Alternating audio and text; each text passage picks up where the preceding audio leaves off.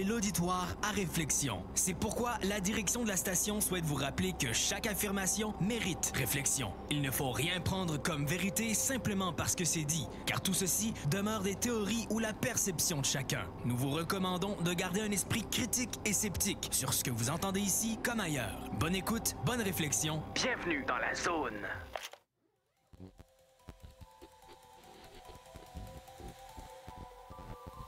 OVNI, phénomènes inexpliqués, témoignages, lumières étranges ou observations.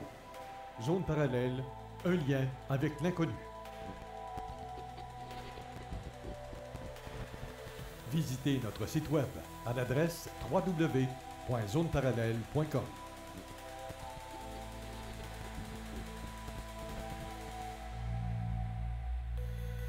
Et voici Carole Lauzé. Bon samedi à vous tous et toutes et bienvenue dans la zone parallèle. Bonjour Steve Zuniga à la co-animation. Bon matin, comment ça va, Carole? Ça va très bien. Et ben, toi aussi, tout va bien? Oui, oui, j'ai passé une super de belle semaine. Tu sais, je reviens un petit peu plus dans mon domaine, travailler avec des outils, puis me casser le bicycle pour fabriquer des trucs. Fait que, ben, j'adore ça. Tu sais, quand tu es dans ton élément, tu n'as plus l'impression vraiment de travailler. Non, Fait que, c'est ça. Faut que tu aimes c'est ce que ça. tu fais, hein, si tu Oui, veux oui, continuer. oui, fait que, tu sais, c'est pas que les anciens jobs, on les aimait pas, mais c'était pas représentatif de ce que je fais ou de ce que je suis. Donc, j'aime mieux suivre mon image, mon chemin que de continuer à un endroit que ça fonctionne pas pour moi. Oui, c'est sûr. Parce que sinon, ça devient comme... quand on fait une job qu'on n'aime pas, ça devient comme... comment ça s'appelle ça, donc? Voyons, je cherche le mot. Tu sais que tu es obligé de travailler. Tu es un esclave, c'est de l'esclavage. Ouais, ben, Tout ça on qu'il va est y avoir dans la esclave de vie. soi-même à quelque part Oui. parce que, tu sais, on a quand même des responsabilités. Donc, tu sais, ça enlève à rien à mon ancien travail. Tu sais, j'ai vécu des super de belles expériences à ces endroits-là. Puis j'ai appris des trucs. Des fois, quand on se ramasse à des endroits où ce que tu n'irais pas normalement, ben, tu découvres des choses sur toi-même et des trucs que tu n'avais jamais vus de ta vie. Fait que, tu sais, dans chaque chemin qu'on a à prendre, il y a une expérience à prendre. Fait que faut juste ouvrir les yeux puis être attentif à ce qui se passe. Pour le reste, ben, les choses se passent pas pour rien dans notre vie, là. Tout est dans notre chemin et pour une raison. Fait qu'il faut juste trouver, qu'est-ce que ça nous apporte au bout de la ligne. Oui. Tes enfants passent-tu l'Halloween cette année? Ah, ça, c'est une certitude, là. Ça fait déjà, 2 semaines que les décorations sont commencées, les costumes sont sortis. Ils ont pas je sais pas s'ils ont choisi déjà en quoi qu'ils vont se déguiser. Moi, je voulais essayer de modifier la poussette à mon garçon, en genre de cocon, puis le déguiser en bébé Yoda. Ça serait très drôle. Mais c'est ça, c'est question de logistique de pouvoir faire ça, là, de transformer, sa poussette puis tout le kit, là. Ben, Fait qu'on fais va un voir, ovni mais avec. non, c'est ça. Ben, tu sais, on a l'habitude de prendre les marches à tous les soirs, fait qu'on se promène dans les coins où il y a les décorations d'Halloween, là. Fait que là, il trippe, là. Ils regardent partout, les fantômes qui se promènent. Tu sais, il parle de plus en plus, là. Il y a pas mal de plus de mots qui sortent en français puis en espagnol, des phrases qui commencent à se construire. Fait que ça devient trippant, là, de le voir aller, comment que lui, il trippe avec l'Halloween, là. C'est les Puis décorations, tout ça. tu vas y aller avec. Ah, ben, c'est sûr, c'est une Tu te certitude. déguises comment? Ah, ben, j'ai 2 déguisements que je prends d'habitude, soit ma patente orange, là, l'année passée, je me suis acheté, le fameux costume gonflable, d'OVNI. Tu sais, l'OVNI qui est en train de t'abducter, là. Fait L'extraterrestre, tu que veux dire? ouais, ben, c'est OK. ça l'extraterrestre, le petit bonhomme vert, là, C'est ça, toi. ouais, j'ai acheté ça, puis je fais une petite modification, je me mets de l'éclairage au LED dans le dos. Comme ça, le soir, ben, l'extraterrestre est tout bien éclairé vert, on le voit d'assez loin. Fait que, ça fait tourner les regards, mettons. Ah, ça serait drôle, ça, le petit extraterrestre. C'est comme s'il te tenait dans ses bras, là. Exact, exact. C'est très drôle. C'est, en tout cas, je me vois pas porter ça pour aller au travail, là, ça va être dur avec Ah, la job que je c'est fais. encore drôle. Oui, c'est ça. Mais sinon, c'est on va avoir une belle émission aujourd'hui. Ça fait longtemps qu'on oui, ne l'a pas eu, Sylvain, puis je trippe, je suis contente. Le oui, seul, un invité qui est très connu et que les gens aiment bien aussi. oui, On l'avait reçu oui, l'année passée, puis il y a pas mal de gens qui ont écouté l'émission, même en rediffusion. Et puis, ben, il y a toujours des choses intéressantes à nous apporter. il est Donc, bien aimé, je veux dire, même oui, autant en France qu'ici, là, oui. c'est Puis fou, en là. plus, il habite au Québec maintenant. Ben oui, dans les Trois-Rivières maintenant, parce qu'il a déménagé. Ah, c'est plate, là, il est plus loin. En tout cas, c'est pas tellement beaucoup plus loin, remarque, là. Mais ça va être nice. Vraiment, t'as un petit peu, moi, t'écrire ça. Jeff, il est arrivé pour son émission. Il Comme, va se costumer, je présume, tantôt. Je sais pas en quoi tu te costumes. J'ai bien hâte de voir la bête. Ça va être... Tiens, là, le code. Merci beaucoup. Il a besoin des toilettes. Donc, c'est ça. Donc, on ajoute-tu Sylvain tout de suite? oui, bien sûr, il nous Super. attend, il nous Ben oui. attend patiemment dans les coulisses. Ben oui. Salut, Sylvain. Bonjour, bonjour les amis. Ça Content va d'être à bien? nouveau avec vous pour un nouveau chemin, on va dire. Oui. Mais là, on va aller Exact. loin, hein. On Ben va oui. traverser les méandres de la mort. Et comment vas-tu? Ça va. Écoute, ça va.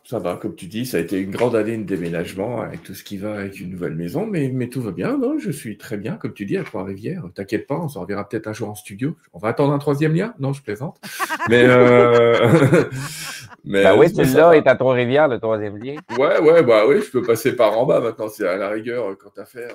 Ben oui, la Je 132 pourrais après. traverser Puis, par là. ouais, c'est ça. C'est à peu près 1h15 une heure et quart, Ben, 1h30 de la ben, station. c'est quand même intéressant. Moi, j'ai déjà fait le chemin de la 20 pour transférer vers la 40 via Trois-Rivières, puis pour me Ouais. rendre de la 20 jusqu'à la 40 pour aller jusqu'au pont La Violette, là. Hey, c'est du bois. Je me suis arrêté comme 4-5 fois parce qu'on était de soir. On voit tellement bien les étoiles Ah dans bah ce c'est sûr que secteur-là, là. ouais. Non mais Mais ça, c'était c'est beau quoi. une longue route plate, par exemple. Il fait noir comme dans le... Bon, c'est ça. Ben non, c'est jamais plate. Ah, il fait très noir dans le secteur. Ouais, non, allez, tout va bien. En tout cas, on est là et puis ce sera parfait. Et je dis tout va bien. Bon, ben tant mieux. Tout J'espère que tu es avance. assez haut et que tu n'es pas trop près d'une rivière. Oui, tu me connais, tu sais très Ben bien que oui. je me méfie effectivement de ça aussi. Donc oui, je suis en haut d'une grande côte. Oui. Ah, Franchement, ben avant ça, que l'eau c'est arrive ici, va falloir en mettre un petit paquet là, un gros paquet même. Ouais. Il faut que je te dise, j'adore ton décor en arrière. Bon, ouais, mais les gens ne le voient pas, on est à la radio. Hein, Non, mais ils vont le voir parce que dans 2 Ah bon? semaines, on va le rendre public. Peut-être la semaine prochaine aussi, à Ouais, place bah très écoute, j'enverrai le différente. lien justement dans mon réseau, comme ça on ramènera un peu de monde. Oui, bah, mon décor, tu sais, il est toujours un petit peu angélique. Il y a tous les saints que j'aime bien de Ouais, tout non, un tas de vraiment, pays, c'est parce qu'il n'y a pas que beau. des saints chrétiens, il y a des saints de plein de gens là. Et Oui, puis, ouais, j'aime bien. j'adore. C'est ma petite J'adore. église, mon petit décor, voilà. J'aime Ouais, bien être c'est dans ça. l'ambiance. Ça me met dans Ton l'ambiance. temple. Ton temple. Mon temple, voilà. Le restant de la maison, il n'est pas comme ça, je rassure les gens. Enfin, je les rassure ou pas, mais bon. Non, Il y a mais beaucoup de toute d'icônes façon, chez moi, mais il n'y a pas ça. oui, non, mais c'était quand même beau. Est-ce que tu étais dans le temps ici, dans la région? C'était vraiment une jolie maison, bien décorée, très relax et très. Ouais, c'est J'adorais vrai que tu ça, avais vu ça. Sylvain. Oui, ben, c'est pas un peu pareil ici. Hein. C'est pas mal aussi. Bon, mais ça doit être très beau. Oui, c'est L'important, sympa. l'important, c'est que tu sois bien. Ben écoute, tu Euh, passeras, comme ça te verras. Ouais. oui, et sais-tu quoi? J'ai oublié ton livre chez nous sur le comptoir avant de m'emmener. Toutes mes questions sont Calice. dedans. Fait qu'on T'as va y oublié le livre aller. pardonné à la mort. Oh là là là Ben là. oui. Et pour tout te dire, est-ce que je l'ai, moi? Oui, je dois l'avoir là-bas. Ouais, je dois avoir un exemplaire, j'imagine. J'avais même le jeu de cartes parce que tu m'en avais donné quelques-uns. Puis je Ouais. voulais. Le jeu, c'est le carte. Voyons, c'est pas un jeu, c'est Un oracle. la chose des anges, là. Message Ouais. des anges. Colin, j'ai oublié. Je voulais l'offrir, mais je me suis dit, bon, OK. Au pire, Ah, je bah vais écoute, sortir. faudra que tu t'offres celui-là. Je Oui. viens de sortir un nouvel oracle qui s'appelle l'oracle des saints. Ah, Il celui-là, vient de non? sortir. Et au Québec, bon. il va arriver le 11 novembre. Ah, Où j'ai OK. repris un petit peu justement la majorité des saints connus et pas connus. Qu'est-ce qu'on peut faire avec? Qu'est-ce qu'on peut leur demander? Quelles prières on peut leur faire? Et puis les bouquins, ouais, le bouquin, c'est pardonné à la mort, mais tu sais quoi, il Oui. existe même une version anglaise, là, pour ceux qui veulent l'avoir en anglais. Eh Là. oui, toi. Eh ouais, mais bon, celle-là, la version anglaise, c'est que sur Amazon. Et la version française, ben, elle est au Québec maintenant. Voilà, comme ça Oui. fait 1 an et demi, 1 an qu'il est sorti, elle existe au Québec maintenant, tant mieux. Les Alors, gens chez peuvent Renaud Bré. le demander dans leur librairie, en réalité. Leur librairie préférée au Québec, que ce soit Renaud Bré ou les autres, peu importe, mais il n'y a pas de souci.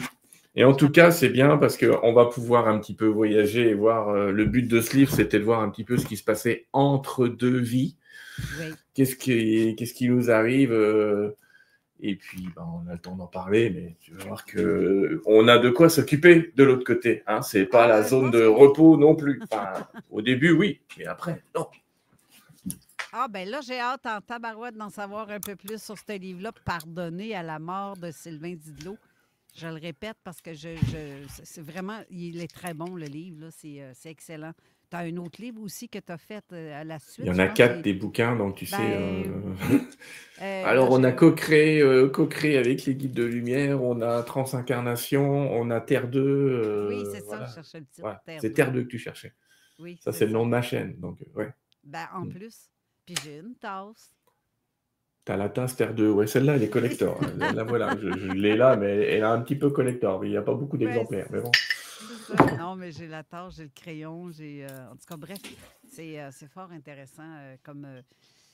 Tu vas pouvoir te bouquin à partir une lire. boutique spécialisée. Ah, Terre ça, 2, oui. ouais, écoute, c'est ma chaîne web qui marche bien parce qu'on a dépassé cette Oui. année les plus de 100 000 auditeurs, 100 Wow! 000 abonnés.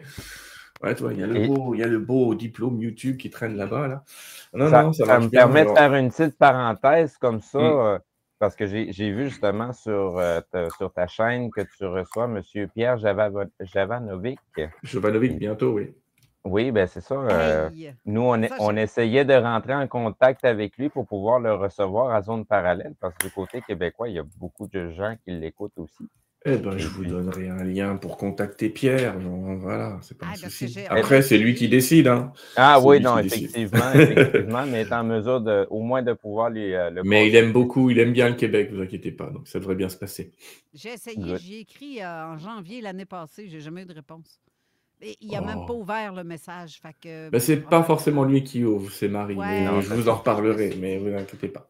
C'est ce que je me Ben, suis dit. de toute façon, plus les gens sont reconnus, plus ils doivent recevoir des quantités astronomiques de courriels, de Ouais, messages les de toutes sollicitations parts. sont quand même nombreuses. Pierre, Oui, il est de oui. plus en plus connu. Et pour le côté financier. Et puis, on avait fait une émission avec lui sur enquête sur les anges gardiens, qui était son best-seller, entre guillemets, qu'il est encore. Et depuis, c'est vrai qu'il fait beaucoup d'émissions sur les anges et machin, sur les anges et toutes ces théories, parce qu'il s'est aperçu que ça revenait un petit peu d'actualité. Pourtant, lui, on le voit pas trop comme ça, mais ça fait plus de 20 ans, 30 ans qu'il s'intéresse à ça. Et c'est vrai qu'avec lui, on va faire au mois de décembre là, une émission sur les clés d'Enoch. C'est quand même un petit peu particulier, les clés d'Enoch, parce que on retrouve des morceaux de ce livre dans la Bible, comme un copier-coller, et on se rend pas compte de tout ça. On va en parler avec lui, mais bon, pas faire un teaser sur la radio d'une émission de télé, mais bon. Mais tu reçois beaucoup de bons invités, de toute façon, aussi sur Je ta chaîne. reçois la plupart des gens qui sont dans le monde spirituel, comme vous, dans la spiritualité ou l'ésotérie, j'en reçois un maximum. Je travaille avec pas mal d'éditeurs, donc c'est vrai que j'en ai reçu plus d'une centaine d'invités. Ouais. Ben, c'est ça. Les gens qui canalisent comme toi aussi, j'imagine, tu dois en Pas recevoir trop aussi, les gens qui canalisent comme moi, j'en reçois quelques-uns, ouais, mais pas forcément trop. Ouais. Il y en a beaucoup, mais c'est pas la spécialité de la chaîne. On s'occupe plus d'un tas de choses. Regarde, on va recevoir le docteur Charbonnier, on va parler un petit peu des guérisons spirituelles bientôt.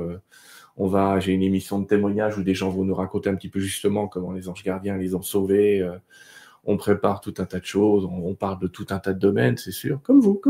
Une petite zone parallèle, mais en zone parallèle. Tu me parles de Jean-Jacques Charbonnier, c'est grâce à lui que j'ai été trouvé parce que j'ai vu une émission que tu as partagée, que tu le recevais, puis j'ai fait, mais lui a partagé ça. J'ai fait, hein? Parce qu'à un moment donné, il pose la question, toi, tu es à 6 heures d'ici. Hein? Il est-tu au Québec? Puis c'est là que je t'ai contacté, puis après ça... Oh oui, mais tu sais, on pouvait me contacter en France. Hein. J'ai fait quelques émissions au Québec depuis la France. Ça fait que 5 ans que je suis là, mais bon. Ouais, mais quand même, dans le temps de la pandémie. Mais Dans le temps de la pandémie, ouais, j'ai essayé de soutenir, on va dire, les résistants. On va dire ça comme ça. Voilà. ouais, c'est bon ça, c'est bon. Hmm. Bon, on va partir, on va démarrer tout de suite Yes. l'émission avec ton livre, Pardonner à la mort. Première question que je sais que quand on meurt, qu'est-ce qui arrive? Des fois, je connais la réponse, là, mais À ta question, c'est tout le livre, hein, donc ouais, déjà, non, mais j'ai déjà envie de te dire, avant qu'on meure, qu'est-ce ouais, qui première arrive? étape, oui, la première étape. On le sait quand on meurt, quand on s'en va aussi, hein? Ben voilà, c'est un truc qu'on découvre. Alors, tout le livre, en fait, vient de canalisations que j'ai reçues de différents guides, hein. On va d'abord situer les guides, il y en a plusieurs. Il y a des maîtres d'ascension, il y a des anges, il y a des choses comme ça. Après, on y croit pas. Vous avez mis une petite alerte avant l'émission pour expliquer que chacun se fait son opinion, puis il a bien raison. On n'a pas Tu le choix sais, de la avant, mettre. On en n'a pas le fait, choix de la mettre. C'est déjà, ça. il y a un truc mais t'as raison, un truc qui devrait rassurer les auditeurs, les spectateurs, c'est que l'heure de votre mort, elle est programmée. Alors, elle n'est pas programmée à la minute près, sauf si accident. Parce que quand il y a un accident, il faut que ce soit programmé à la minute près. Mais sinon, en fait, alors, en oubliant les histoires de lignes temporelles dont on parlera peut-être plus tard, mais c'est pas moi le grand spécialiste, c'est plutôt Philippe Guivant, mais globalement, quand c'est pas l'heure, c'est pas l'heure. Donc, je vais déjà rassurer les gens. Dites-vous toujours, quand vous êtes malade, que vous avez l'impression que vous êtes à 2 doigts de la mort ou je sais pas quoi, si c'est pas l'heure, vous partirez pas. La grosse grippe. Quand c'est l'heure, vous partirez, mais alors, j'allais dire que là, les anges vont plutôt vous pousser de l'autre côté que vous filer un coup de main. Mais tant que c'est pas l'heure, c'est pas l'heure. Mais les gens connaissent leur heure, et c'est vrai qu'on s'aperçoit, il y a eu quelques petites enquêtes, hein, c'est pas des enquêtes énormes qui ont été faites, mais il y a des petites enquêtes qui ont été faites. La plupart des gens savent quand est-ce qu'ils vont mourir, et on se retrouve avec des gens qui souvent disent, c'est bizarre, avant qu'ils s'en aillent, il me disait au revoir, il me disait à bientôt, ou il a commencé à ranger son bureau alors qu'il ne le rangeait jamais, il a rangé ses outils, il a préparé, il a mis ses affaires, ou elle a mis ses affaires en ordre. Donc il y a quelque chose en nous qui a une espèce d'instinct qu'on n'est pas loin de la fin, et chez certaines personnes, ça se traduit par tout un tas de rangements. Et puis, eh bien, quand le jour va venir, quand l'heure sera venue, ben, vous allez y aller. Et puis, on va commencer par ça. Hein. On va commencer par vous allez y aller. Alors, le vous allez y aller, j'ai presque envie de te le court-circuiter, Carole, parce que c'est tellement connu. C'est tellement connu, cette histoire de tunnel, de lumière blanche et de première revue de vie, parce que c'est ça qui est intéressant. On n'en a pas qu'une, on en a au moins 4, des revues de vie. Donc, autrement dit, le coup classique du vous allez voir. Alors, quand je dis classique, c'est vous allez voir une lumière. Mais je le dis déjà à tous nos auditeurs. Le plus beau cadeau que vous puissiez vous faire, c'est d'aller vers cette lumière. Et de surtout pas, je vais être dur avec les gens, là, ne surtout pas écouter ces crétins sur Internet qui vous disent c'est un piège, vous allez être obligé de vous réincarner si vous allez vers la lumière. Si vous n'allez pas vers cette lumière, vous allez surtout être piégé entre la terre et l'au-delà. Ce qui n'est vraiment pas une très bonne situation. Ça s'appelle la situation de fantôme. Ça peut être intéressant pour 2-3 trucs, mais globalement, je vous le déconseille. C'est pas terrible. C'est vraiment pas terrible. Donc, suivez cette lumière, allez-y. Vous inquiétez pas, de toute façon, c'est plein de paix, plein d'amour, plein de tout ce que vous voulez. Et de l'autre côté, ben, vous allez rencontrer un être de lumière, alors qui, selon votre énergie, va prendre une identité ou pas. Certains disent que c'est Jésus, d'autres Bouddha, d'autres Mahomet, d'autres disent simplement que c'est leur moi supérieur. Bon, en tout cas, c'est une grande lumière, une sorte d'être de lumière, plein de paix, plein d'amour qui vous accueille. Et très rapidement, il vous pose 2 questions. C'est pas la Gestapo là-bas, il n'y a que 2 questions. Et les 2 questions, c'est comment as-tu aimé, qu'as-tu fait pour les autres? C'est les 2 seules questions qu'on va vous poser. On ne va pas vous dire est-ce que tu as bien animé une émission de radio sur le 96.9 comme c'était prévu? Non, on ne va pas vous demander ça. On va juste vous dire comment as-tu aimé et qu'as-tu fait pour ton prochain? Et ces 2 questions vont déclencher la fameuse revue de vie. Donc cette revue de vie, c'est un petit peu comme si vous étiez dans un cinéma, mais alors un cinéma hyper moderne. Voilà, il n'y a pas que les sièges qui bougent, tout bouge. On est en 5D, on est en 6D même, puisqu'on a les odeurs, on a les chants, on a les énergies, on a tout. Vous allez revoir votre vie. Alors du début à la fin ou de la fin au début, ça dépend des gens. Il y a des gens qui ont des visions de rétrospective et d'autres prospectives. Bon, il n'y a pas de règle. La majorité des gens ont tendance à le voir en rétrospective, mais bon. Et là, Et là, j'allais presque dire c'est le drame, parce que vous allez vous auto-juger. Personne ne va vous juger de l'autre côté. Ah, je sais, ça fait mal à entendre ceux qui vont dire oh, mais alors les méchants ne seront pas condamnés. Non, ça ne se passe pas comme ça. Les méchants, ils se condamnent tout seuls. Parce que dans cette revue de vie, vous allez voir tout ce que vous avez fait, entre guillemets, de bien et tout ce que vous avez fait de mal, et vous allez ressentir ce que vous avez fait ressentir aux autres. C'est déjà assez, j'allais dire, pénible parfois.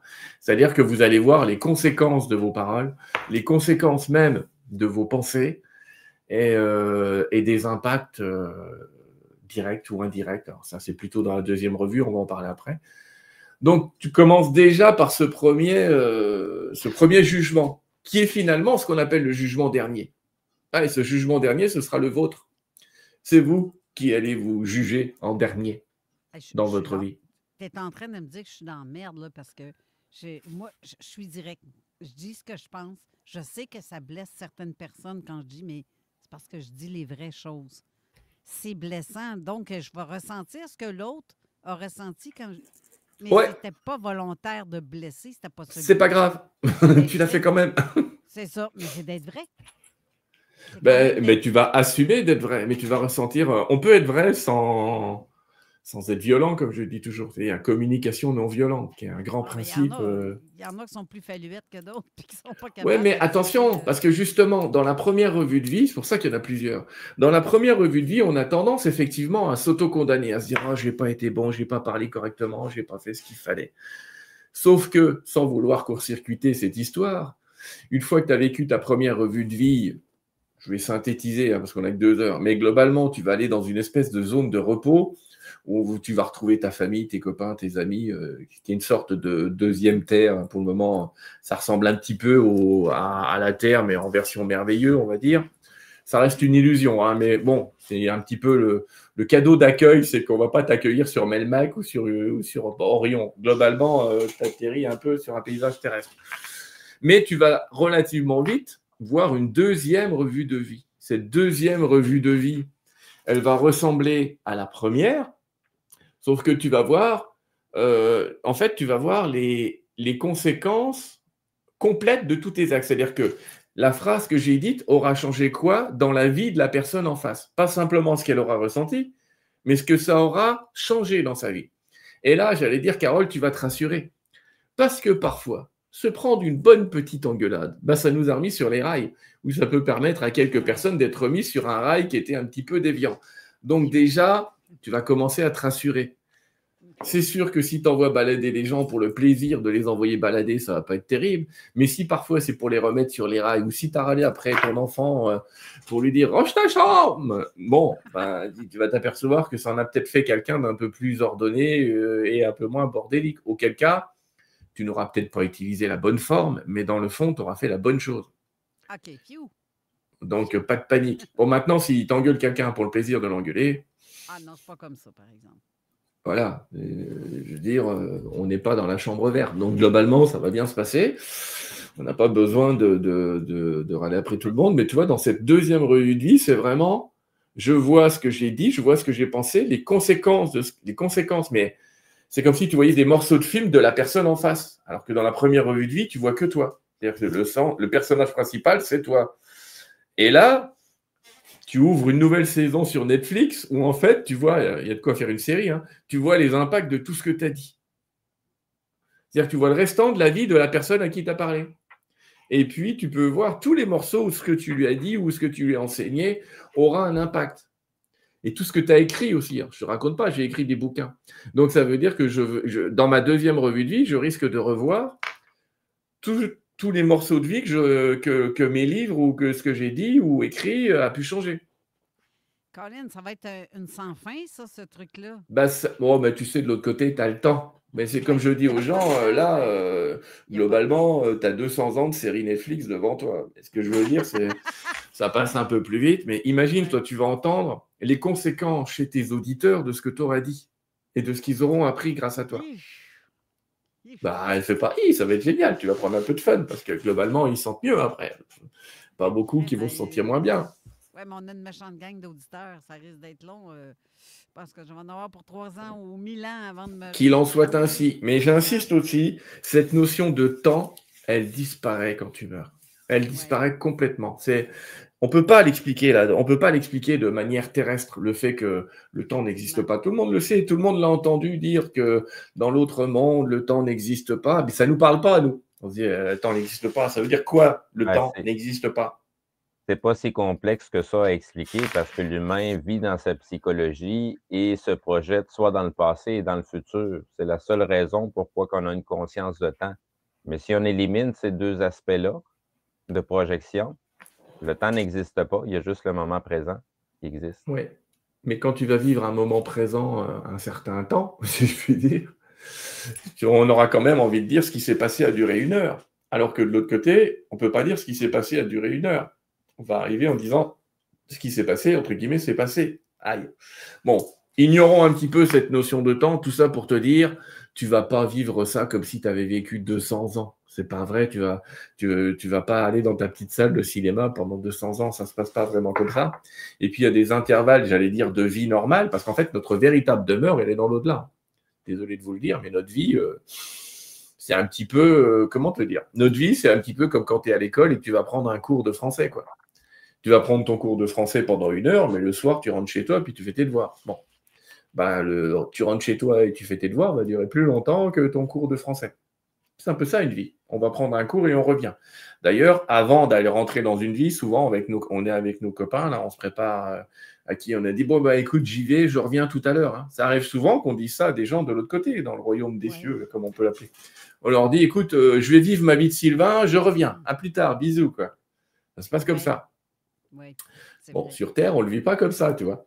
On ne se dit pas que mais on sera bientôt à la récréation. C'est un petit peu plus long, justement, cette histoire-là. Donc, en fait, revenons à notre deuxième revue de vie, tu vas voir tous les impacts latéraux et collatéraux de ce que tu as dit, de ce que tu as fait et de ce que tu as pensé. On va même jusqu'au niveau de la pensée dans cette deuxième revue de vie.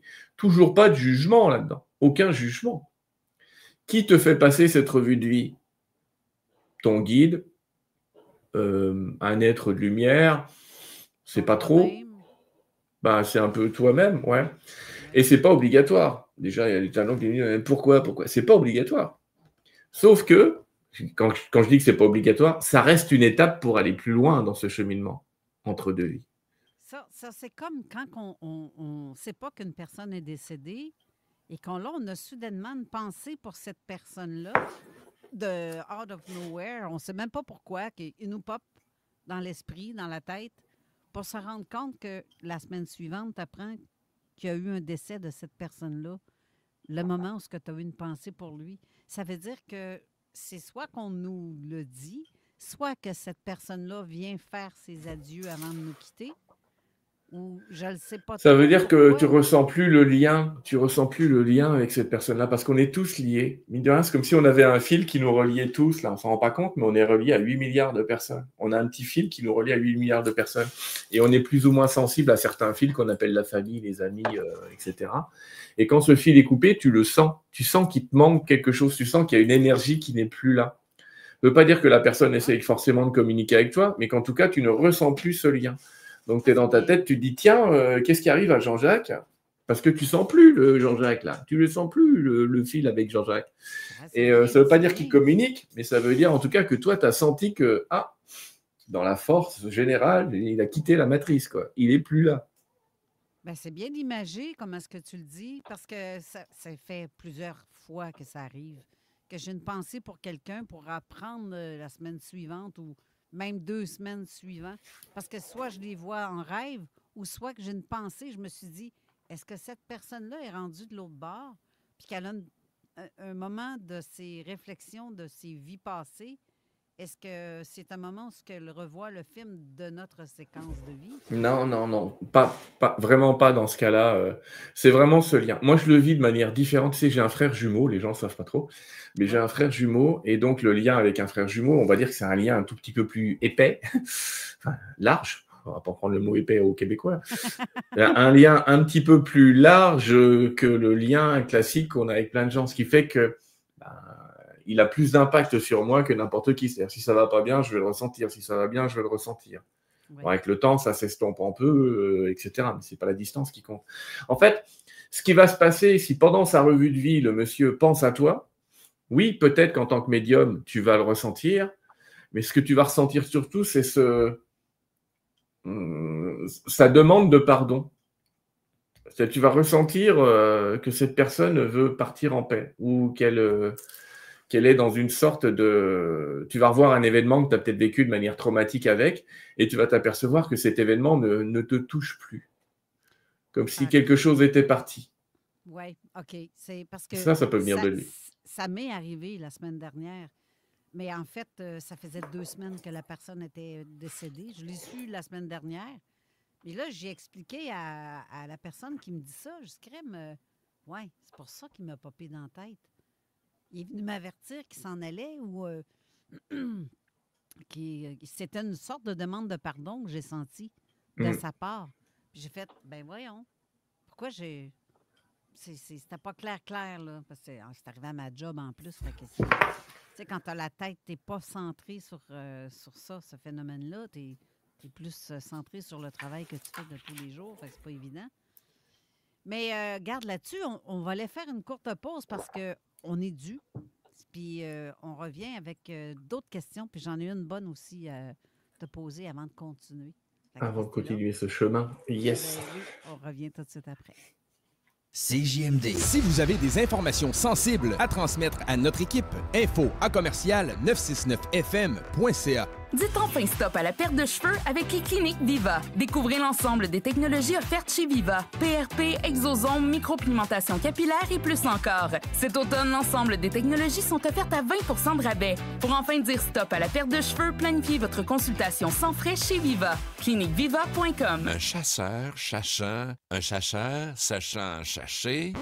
Un chasseur sachant chasser, c'est s'équiper. Dans le fond du bois, faut que ça marche. Avec Honda, t'en auras pas de problème. Pour ta génératrice ou ton 4 roues, c'est chez Adrenaline Sport que ça se passe. Tout le monde se dit expert, mais pour un espace net, y a rien comme NetExpert. NetExpert Québec, les meilleurs dans le commercial. Net fret sec. MGM électrique, booster de dynamisme. Le 25 octobre, on danse tôt au Phoenix du Parvis. Après le succès fou de septembre, on remet ça. 3 DJ, Marius Mars, Charles Poulain et une invitée spéciale, Channel Pearl, qui célébrera son 40e anniversaire avec vous. Le concept, le nightlife, mais à des heures raisonnables. De la musique house accessible, funky, disco, parfait pour danser et avoir du fun. Et si vous avez faim, le resto du Phoenix du Parvis vous attend. L'événement Dansez tôt le 25 octobre, 18 ans et plus, 20 $ à la porte. Ceux qui savent, savent. Les autres, venez le vivre. phoenixduparvis.com. Chaque année, les clients attendent au mois de mars pour acheter leur piscine ou leur spa, pensant les faire installer en avril, ce qui peut être difficile dû à l'engouement du printemps. Alors cette année, pour la première fois, Trévi vous fait une offre exceptionnelle, soit celle d'ouvrir ses calendriers d'installation dès maintenant, pour vous permettre de bénéficier des premières plages d'installation au printemps 2026 et pour que vous en tiriez profit au maximum l'an prochain. Une autre raison de réserver maintenant est de profiter de la super vente payée le prix des employés. Offert par le fabricant installateur Trévi est disponible pour un temps limité et sur une foule de produits sélectionnés. Piscine creusée, piscine en béton, piscine hors terre, spa, mobilier de jardin, pavillon outdooring, barbecue et également les toiles, les robots, les chauffe-eau, même sur les abris d'auto. Prenez une longueur d'avance et réservez maintenant tout en profitant de ces super offres simultanément dans tous vos super magasins Trévi. Trévi, une longueur d'avance. Changer les choses dans mon quartier, ça commence par voter. Le dimanche 2 novembre, les électrices et électeurs de Lévis sont appelés aux urnes pour élire leur mairesse ou maire, ainsi que les 15 conseillères et conseillers municipaux, chacun représentant un district. Pour obtenir tous les renseignements en lien avec le vote, vous pouvez utiliser l'outil en ligne disponible au ville.lévis.qc.ca, joindre le 311 Lévis. Le 2 novembre, participer à la vie démocratique de Lévis. Allez voter. CJMD. Talk. Rock. Hip-hop. Alternative radio. Avertissement. Cette émission a pour but de porter l'auditoire à réflexion. C'est pourquoi la direction de la station souhaite vous rappeler que chaque affirmation mérite réflexion. Il ne faut rien prendre comme vérité simplement parce que c'est dit, car tout ceci demeure des théories ou la perception de chacun. Nous vous recommandons de garder un esprit critique et sceptique sur ce que vous entendez ici comme ailleurs. Bonne écoute, bonne réflexion. Bienvenue dans la zone.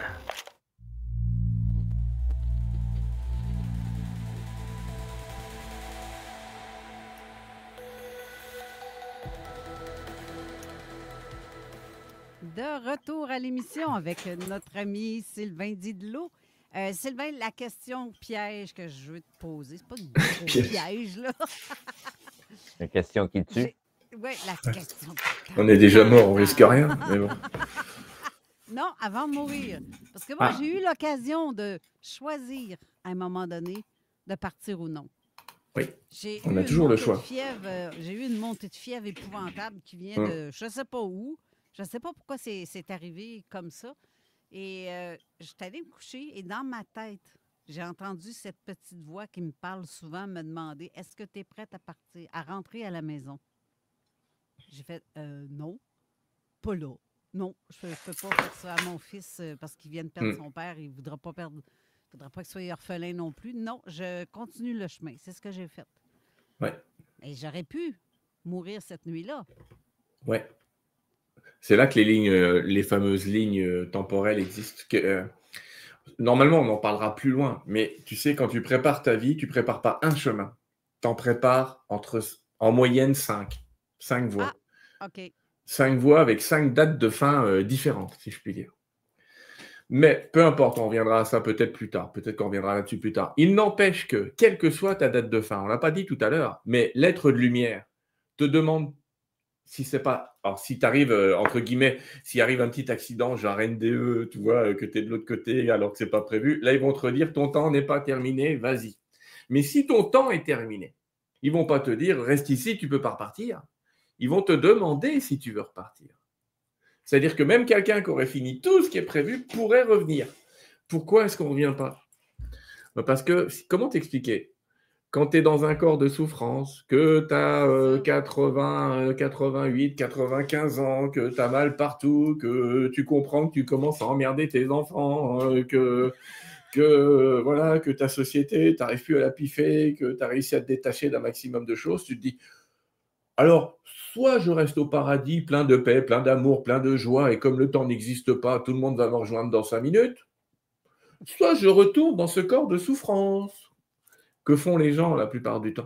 La plupart du temps, ils restent là. Mais il faut savoir qu'on te laisse quand même, si tu avais envie de vivre 200 ans, tu pourrais. Sauf que l'attraction, si je puis dire, d'un monde sans le moindre souci, j'insiste là-dessus, sans le moindre problème de santé, de vie, de machin, de tout ce que tu veux, et elle est tellement forte qu'il n'y a pas grand monde qui le fait. Même s'il y en a certains qui le font, qu'on appelle des maîtres d'ascension, mais c'est un autre sujet.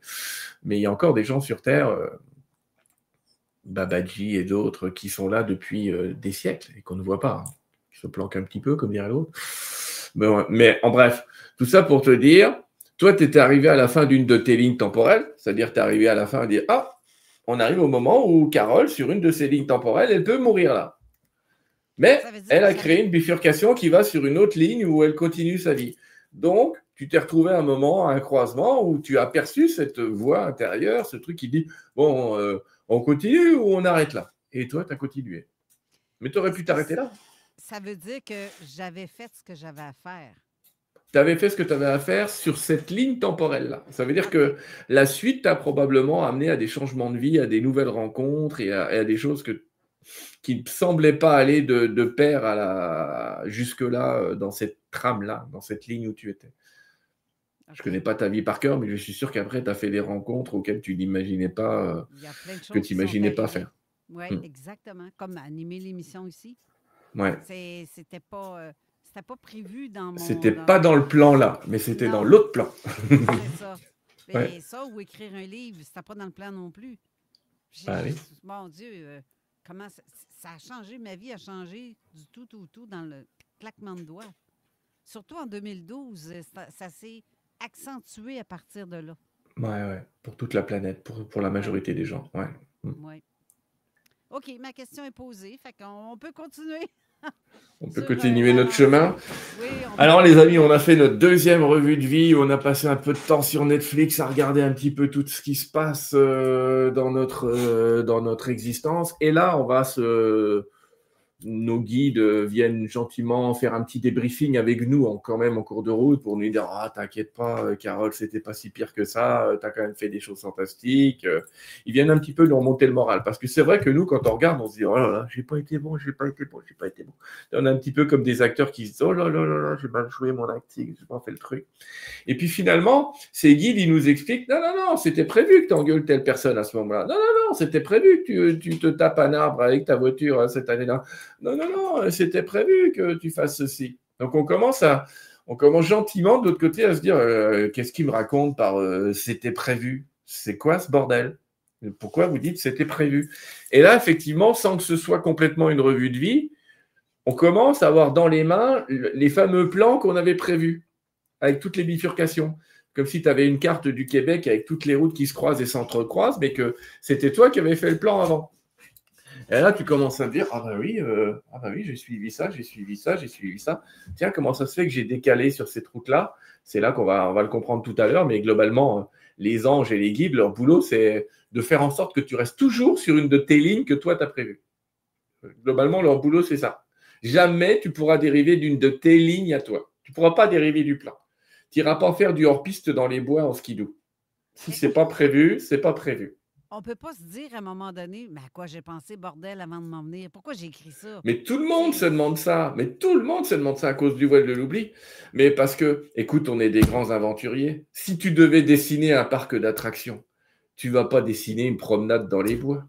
Tu vas nous dessiner des loopings, tu vas nous dessiner un truc où tu vas faire « Ouh !» tu vas te faire peur, j'en sais rien. Mais globalement, quand tu dessines un endroit où tu as une mission à faire, tu t'arranges pour que ce ne soit pas plate.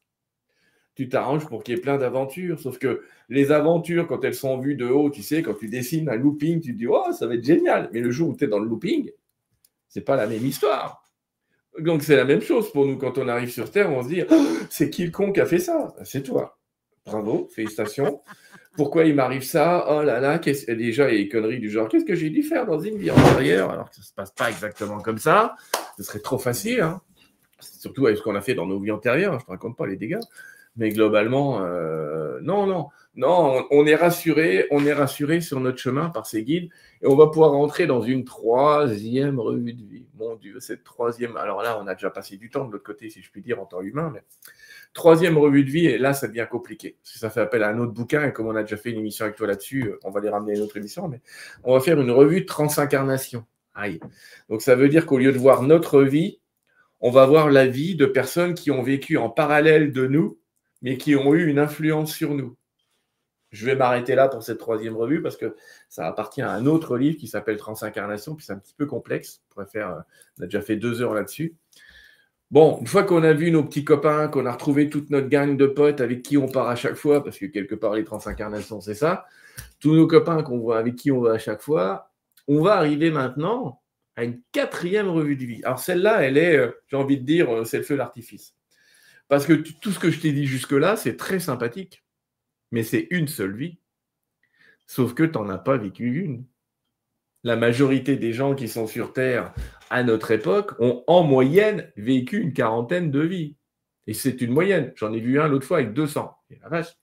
Et c'est même pas qu'il redouble, c'est qu'il aime ça. Donc,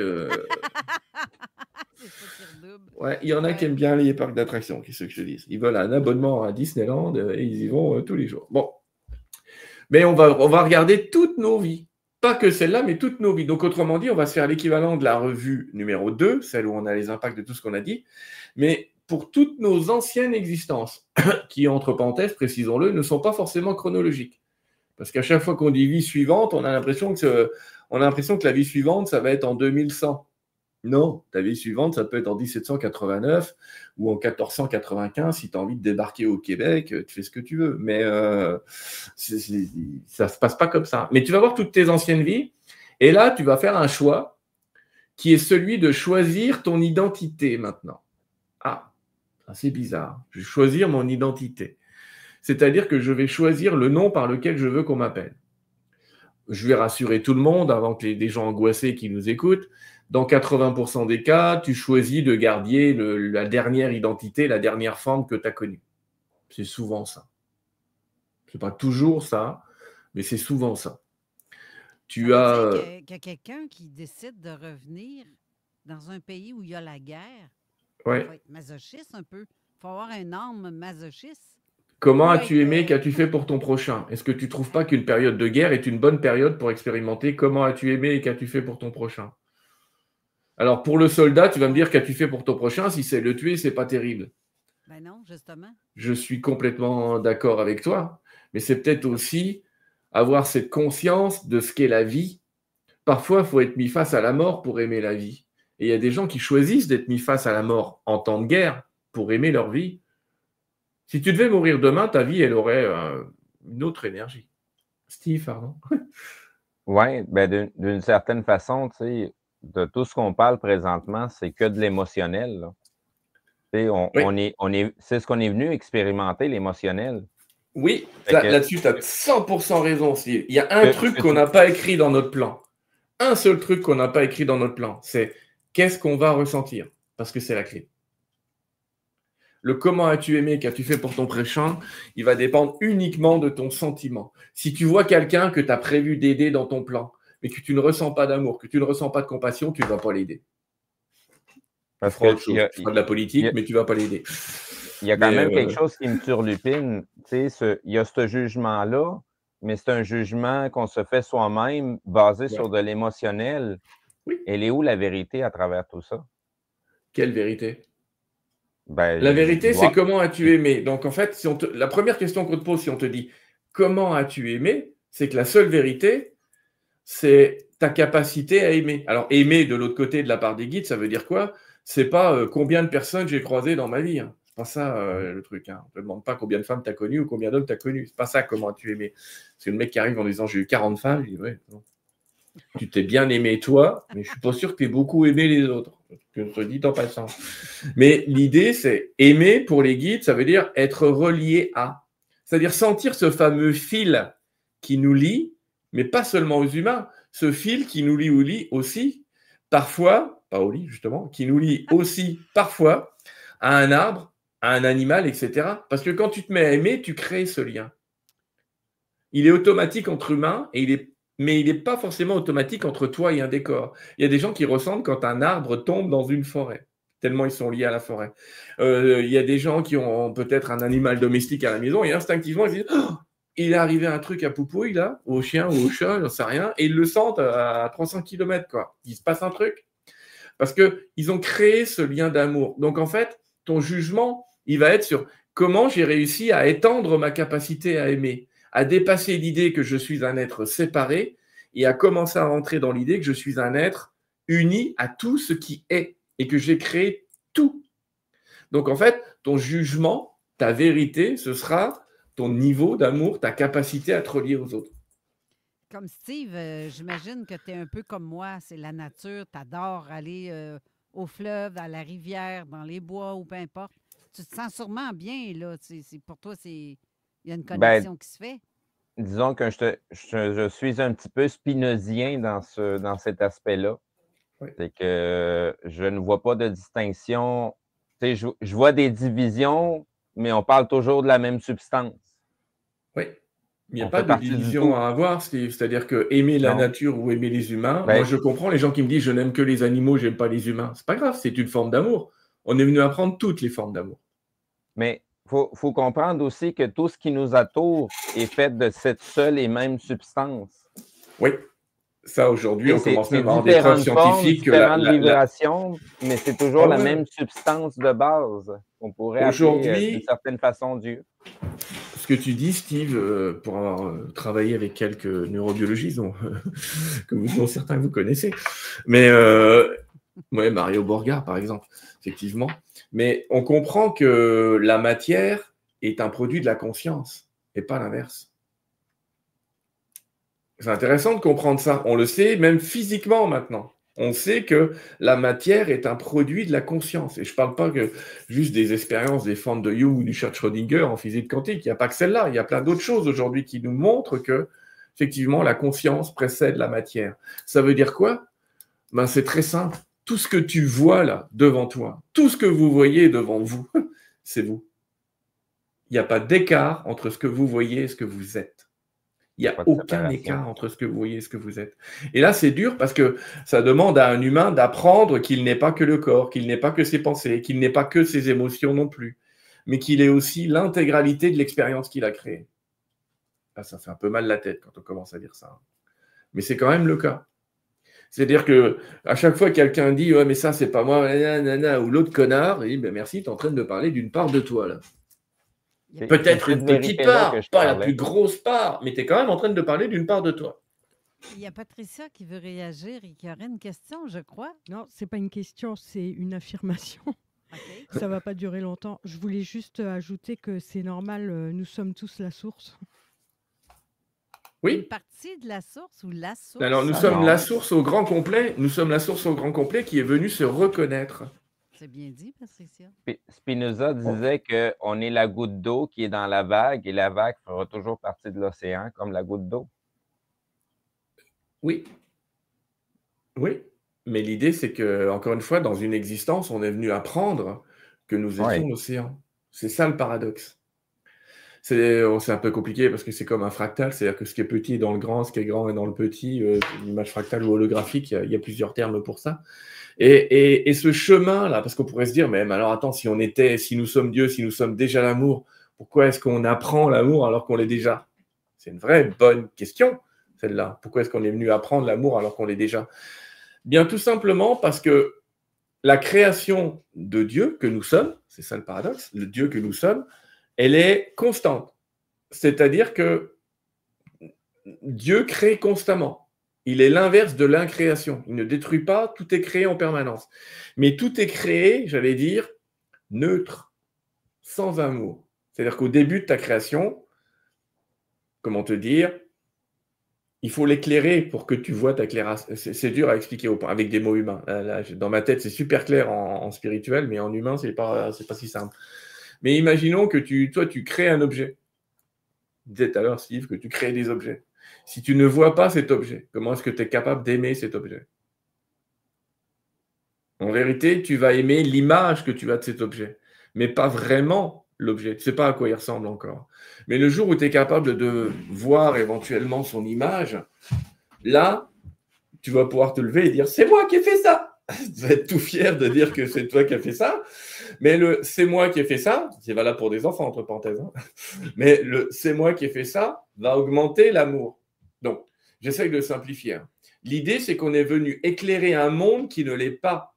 Nous sommes venus sur Terre parce qu'en vérité, cette Terre n'est pas entièrement éclairée de Dieu. Nous sommes venus le représenter pour éclairer ce monde. C'est là que ça commence à devenir très étrange. Autrement dit, c'est comme si tu rendais un monde virtuel, tu étais dans un ordinateur, tu as créé un monde virtuel, et tout ce que tu vas aimer dans le monde virtuel va devenir vrai ailleurs. C'est dingue.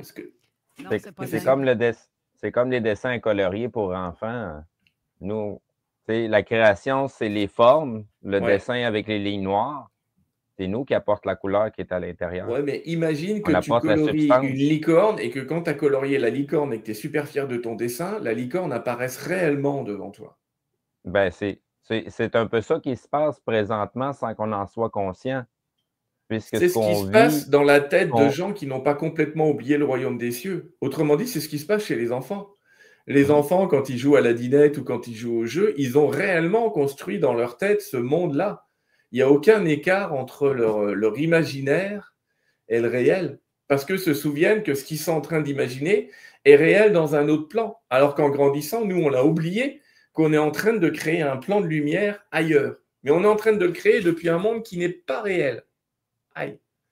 Je le répète, la seule image que tu peux te faire, c'est tu as un casque virtuel sur la tête, c'est super, tu t'en rends même pas compte. Tu es dans un monde qui te paraît super réel, tu tournes la tête, ça tourne, wow, c'est génial, c'est en 3D, machin. Quand je me touche, je ressens quelque chose, c'est quand même vachement bien foutu. Et puis à un moment, tu rentres dans l'autre monde, tu quittes le jeu, la lumière s'éteint, tu enlèves ton casque, tu dis oh, c'est beau ici, ça ressemble un petit peu à ce qu'il y avait sur Terre. Tu m'étonnes. Tout ce qui a été beau, tout ce qui a été bien, tout ce qui a été éclairé de ton amour, tout ce avec quoi tu t'es associé existe dans ce monde suivant et dans cette dimension suivante, à un autre niveau de réalité. C'est Ah, je sais pas. J'ai été trop loin. Là. On est en train de faire un truc tu vas pas qui trop tient loin, ben, moi je te suis. de très haute. Ça, c'est de la très haute spiritualité. Comme ça. Mais Non, globalement, on te suit, on te suit. d'habitude, je suis plutôt vulgarisateur, mais là, on va un peu loin. Mais l'idée, c'est vraiment que nous sommes venus éclairer ce monde. Et que quand on nous demande comment as-tu aimé et qu'as-tu fait pour les autres, c'est comme si on nous disait qu'est-ce que tu nous ramènes à la maison? Qu'est-ce que tu vas nous ramener cette fois-ci? Allez, super, c'est quoi les nouvelles créations? Avec quoi on va jouer maintenant? C'est ça qui est en train de se passer. Et ce qui est génial, c'est qu'on prend aussi dans l'autre monde pour ramener dans ce monde. Autant on amène des choses de ce monde qu'on amène de l'autre côté, autant, par exemple, à chaque fois qu'on a eu une idée ou une nouvelle invention, en vérité, elle existe déjà dans le royaume et on se contente de la recevoir pour la recréer dans le nôtre. Ça paraît très bizarre ce que je suis en train de dire. Mais souvenez-vous, on ne vit pas nos vies dans l'ordre. Ça veut dire qu'il y a déjà des gens qui ont des vécus dans le futur, qui ont décidé de retourner dans le passé. À votre avis, qu'est-ce qu'ils amènent dans le passé? Ce qu'ils ont vu dans le futur. Donc c'est une super boucle, là, ça peut faire mal à la tête en se disant, mais attends, comment j'ai pu créer le truc dans lequel j'ai été, machin truc. Bon, grâce aux lignes temporelles que ça reste stable, d'ailleurs. Moi, je pense à ceux qui se sont suicidés parce qu'il y en avait plein le casse de tout ça qu'il y a eu, qu'il y avait à faire sur Terre. Dans le fond, est-ce que c'est ces souffrances-là qu'il a ressenties pendant sa vie sur Terre? Est-ce qu'il continue de les ressentir encore de l'autre côté? Non, pas du tout. Non, tu ramènes que ceux avec quoi tu t'es lié, pas ceux avec quoi tu as voulu te séparer. Si tu as voulu te séparer de ce sentiment et si tu as voulu te suicider pour te séparer de cette souffrance, etc., tu ne la ramènes pas de l'autre côté. Entre parenthèses, Carole, on n'a fait qu'un tiers du voyage entre les deux vies, là, parce que c'est ce qui se passe après qui peut expliquer ça. Les suicides, c'est un petit peu un cas particulier parce que il y a deux types de suicides, si je puis me permettre, et on ne peut pas savoir lequel des deux tombe. Il y a les suicides qu'on appelle programmés, c'est-à-dire que dans ta propre vie, dans ton propre chemin de vie, tu as prévu de te suicider. Généralement, ça correspond à des cas où tu le fais parce que tu sais que ça va avoir un impact d'amour et de force d'amour très grand sur ceux qui restent. C'est des cas particuliers, c'est presque des exceptions. Et puis les autres cas sont ce que j'appellerais des démissions. C'est-à-dire qu'effectivement, tu t'es créé un plan de vie tellement compliqué que tu ne veux pas l'assumer et que tu te barres de l'autre côté. Le problème de ceux qui se barrent de l'autre côté, c'est que quand on a écrit un plan de vie, si je puis dire, il est écrit dans le marbre. Ça veut dire quoi?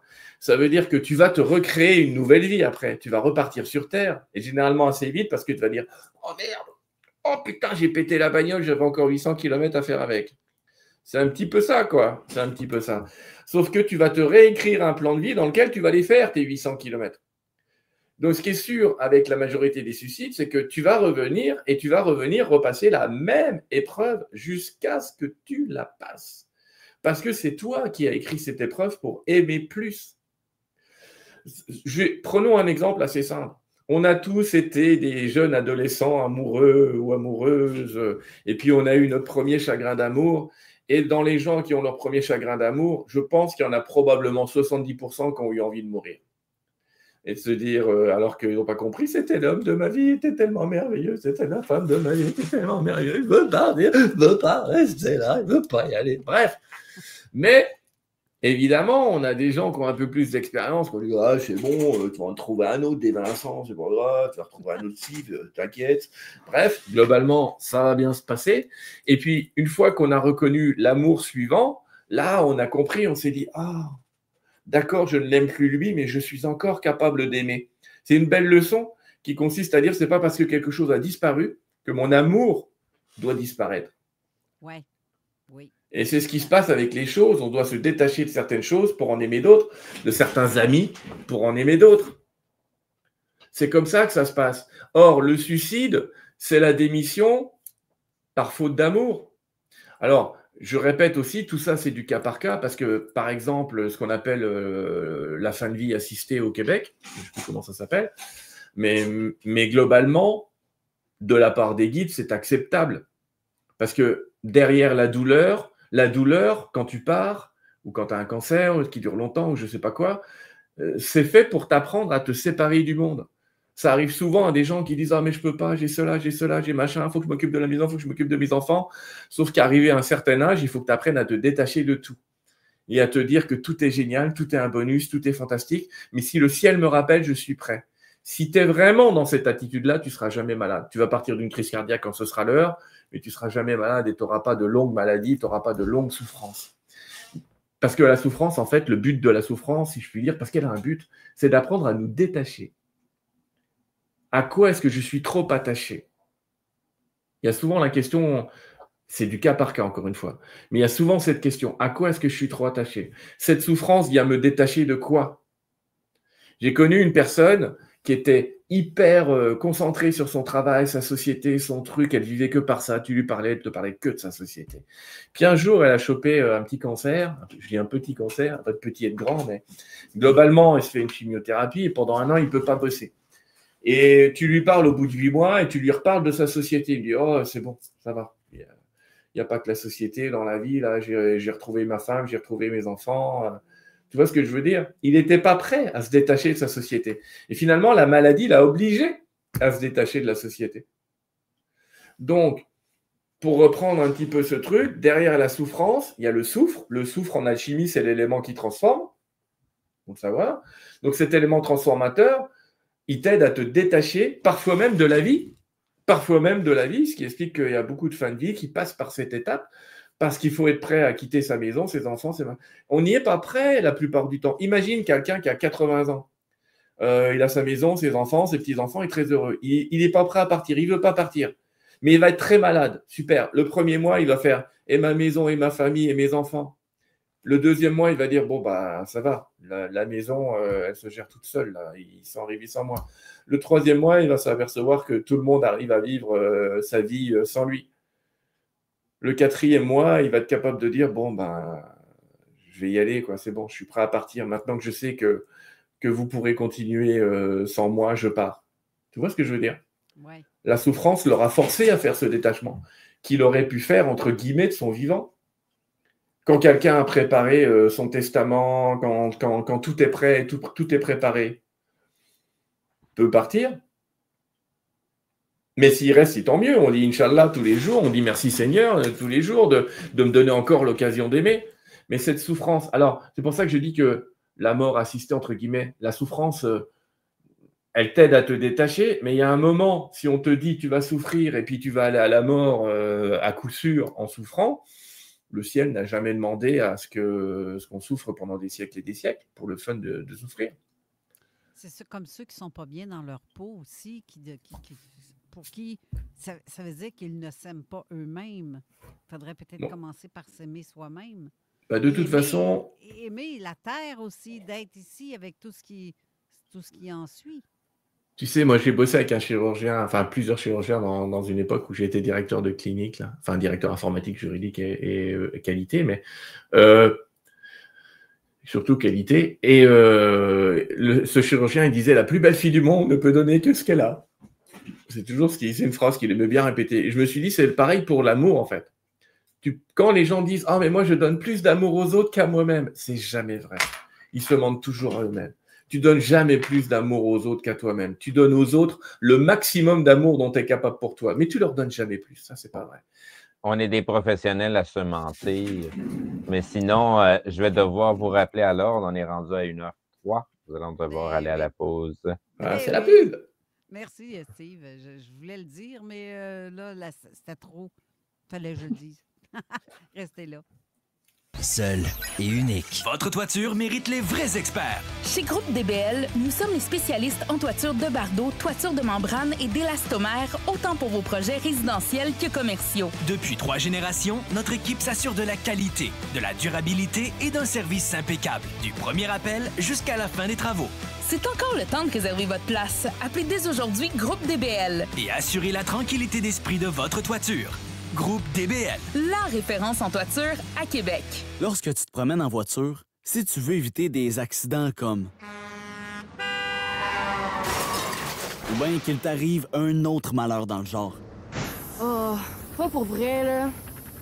Ben, si tu souhaites vraiment être en sécurité, il te faut des vrais bons pneus. Chez Bob le Pneu, tu vas trouver ce que tu veux du moment que t'en veux.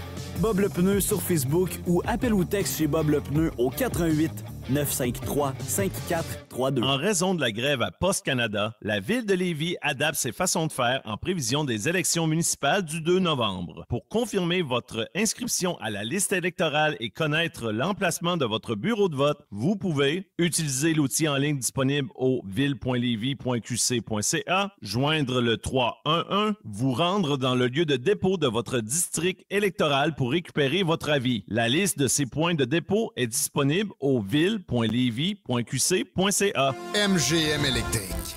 Booster de dynamisme. En ce moment, chez vos concessionnaires Hyundai, obtenez du financement à partir de 0% et jusqu'à 11 000 $ de rabais sur toutes les Ioniq 6 2025, incluant le rabais Hyundai et le rabais du gouvernement du Québec. En plus, jusqu'au 31 octobre, durant l'événement Rabais Monstre, profitez d'un bonnet additionnel de jusqu'à 750 $ sur les véhicules sélectionnés. C'est le moment ou jamais de choisir votre Hyundai parmi la gamme de véhicules électriques la plus primée au Canada. Des conditions s'appliquent. Détails chez votre concessionnaire ou sur hyundaicanada.com. CJMD 969. Avertissement. Cette émission a pour but de porter l'auditoire à réflexion. C'est pourquoi la direction de la station souhaite vous rappeler que chaque affirmation mérite réflexion. Il ne faut rien prendre comme vérité simplement parce que c'est dit, car tout ceci demeure des théories ou la perception de chacun. Nous vous recommandons de garder un esprit critique et sceptique sur ce que vous entendez ici comme ailleurs. Bonne écoute, bonne réflexion. Bienvenue dans la zone.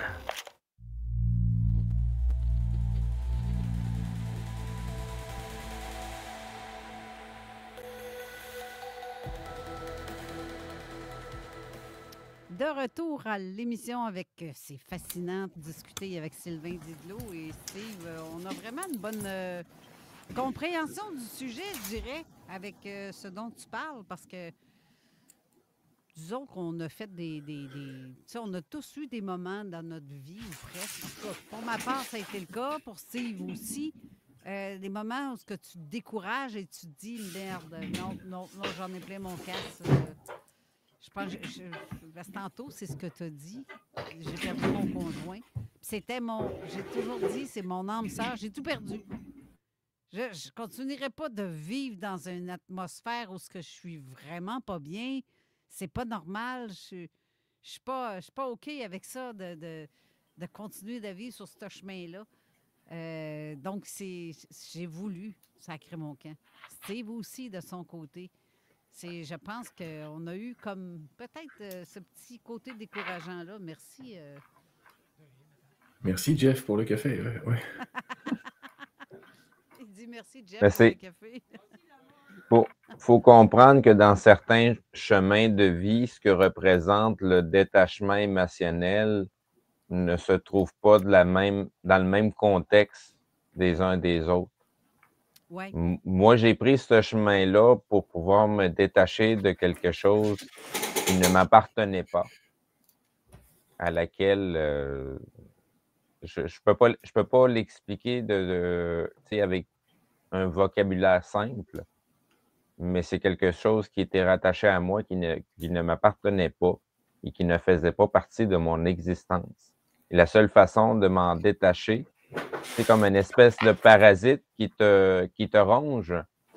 Ben, quand il n'y a plus rien à ronger, le parasite, il veut s'en aller. Fait que des fois, il faut que tu t'en ailles vraiment jusqu'au bord du gouffre pour que finalement, celui qui prend peur, c'est le parasite parce qu'il dégage. Puis après ça, tu peux renaître de tes cendres. Qu'est-ce que tu en penses, Sylvain? Oui, non, mais je suis d'accord avec Steve. Tu sais, il est en train de parler avec ces mots que je trouve très bons, hein, de ce qu'on appelle le lâcher-prise. C'est-à-dire qu'il y a un moment, il faut accepter de tout remettre à zéro. Il y a un moment, faut se remettre sur ses bases, enfin sur d'autres bases, peut-être qu'on ne comprend pas. On ne sait pas qui on va devenir. Hein. Quand on traverse ces trucs-là, ou ce que certains appellent les nuits noires de l'âme, il y a plein de termes pour parler de ces moments-là. En fait, on ne sait pas ce qu'on va devenir. Mais la nuit noire va continuer tant qu'on veut savoir ce qu'on va devenir. Et puis le jour où on se dit, je deviendrai ce que je deviendrai, et il arrivera ce qu'il arrivera, là, on rentre dans les mains de quelque chose de plus grand que nous. Et c'est là qu'on va s'apercevoir qu'on va laisser de la place à ces fameux guides invisibles ou à autre chose qui nous amènent sur un chemin auquel on n'aurait pas pensé, qui nous amène à des surprises. Mais il faut accepter de se laisser surprendre. Parce que notre ego, là, l'ancien personnage, celui qui est mort dans la version 1, j'allais dire, lui, il adore que tout se passe comme avant. Et il ne supporte pas la moindre crise. On le voit en ce moment. À la moindre crise, les gens, ils veulent que ça devienne comme avant. C'était mieux avant. Mais non, ce sera mieux après. Il faut laisser l'illusion s'écrouler. Oui, l'illusion de maîtrise en tout cas. Oui. L'illusion que je maîtrise ce qui est en train d'arriver. Eh ben non, tu maîtrises que dalle. Les gens, ils sont arrivés là début 2020 en disant « Oh, le monde est merveilleux !» Puis là, on leur a dit « Reste à la baraque, ferme ta gueule et fais ce qu'on te dit. » Donc, c'est chaud. La vraie maîtrise, c'est quand on se maîtrise. Oui, bah, c'est ce que. En fait, tu as raison, Steve, c'est ce que disent tous les grands guides. La véritable maîtrise commence par maîtriser ses émotions, encore une fois, parce que je te le dis tout à l'heure, la véritable clé pour changer d'une voie à l'autre, d'une ligne temporelle à une autre, c'est les émotions. Si vous ne gérez pas vos émotions, vous allez aller tout droit vers la ligne que j'appelle la vie de merde. Et puis, si vous voulez aller sur la vie de rêve, c'est pas celle où il y a le moins de problèmes, hein, mais c'est celle où les problèmes se règlent facilement.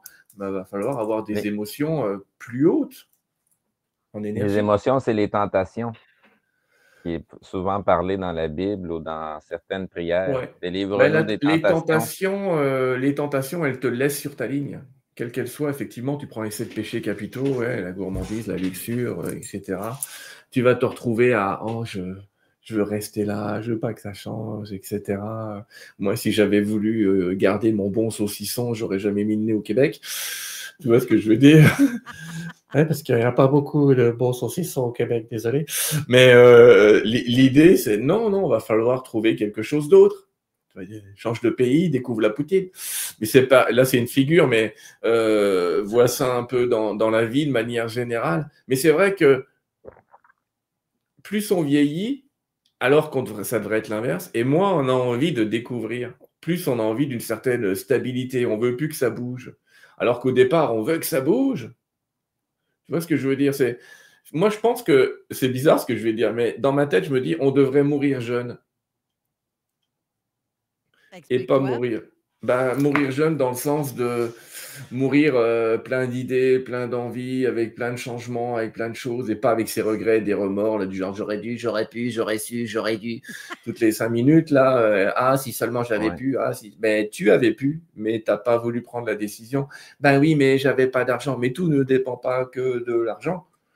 Il y a un moment, ce que j'essaye de te dire, c'est que on a toute notre vie pour nous transformer. Moi, j'ai étudié justement pour faire l'oracle et d'autres choses, la vie des saints. Et on s'aperçoit que chez 80% des saints, ceux qui ont été élus saints par l'Église catholique, alors il n'y a pas que ceux du calendrier, hein, il y en a plus de 4000 des saints, donc vous voyez, il y a de la marge, hein. Ce n'est pas les 365 du catalogue. Mais globalement, chez 80% d'entre eux, leur sainteté s'est révélée dans les 2 dernières années de leur vie.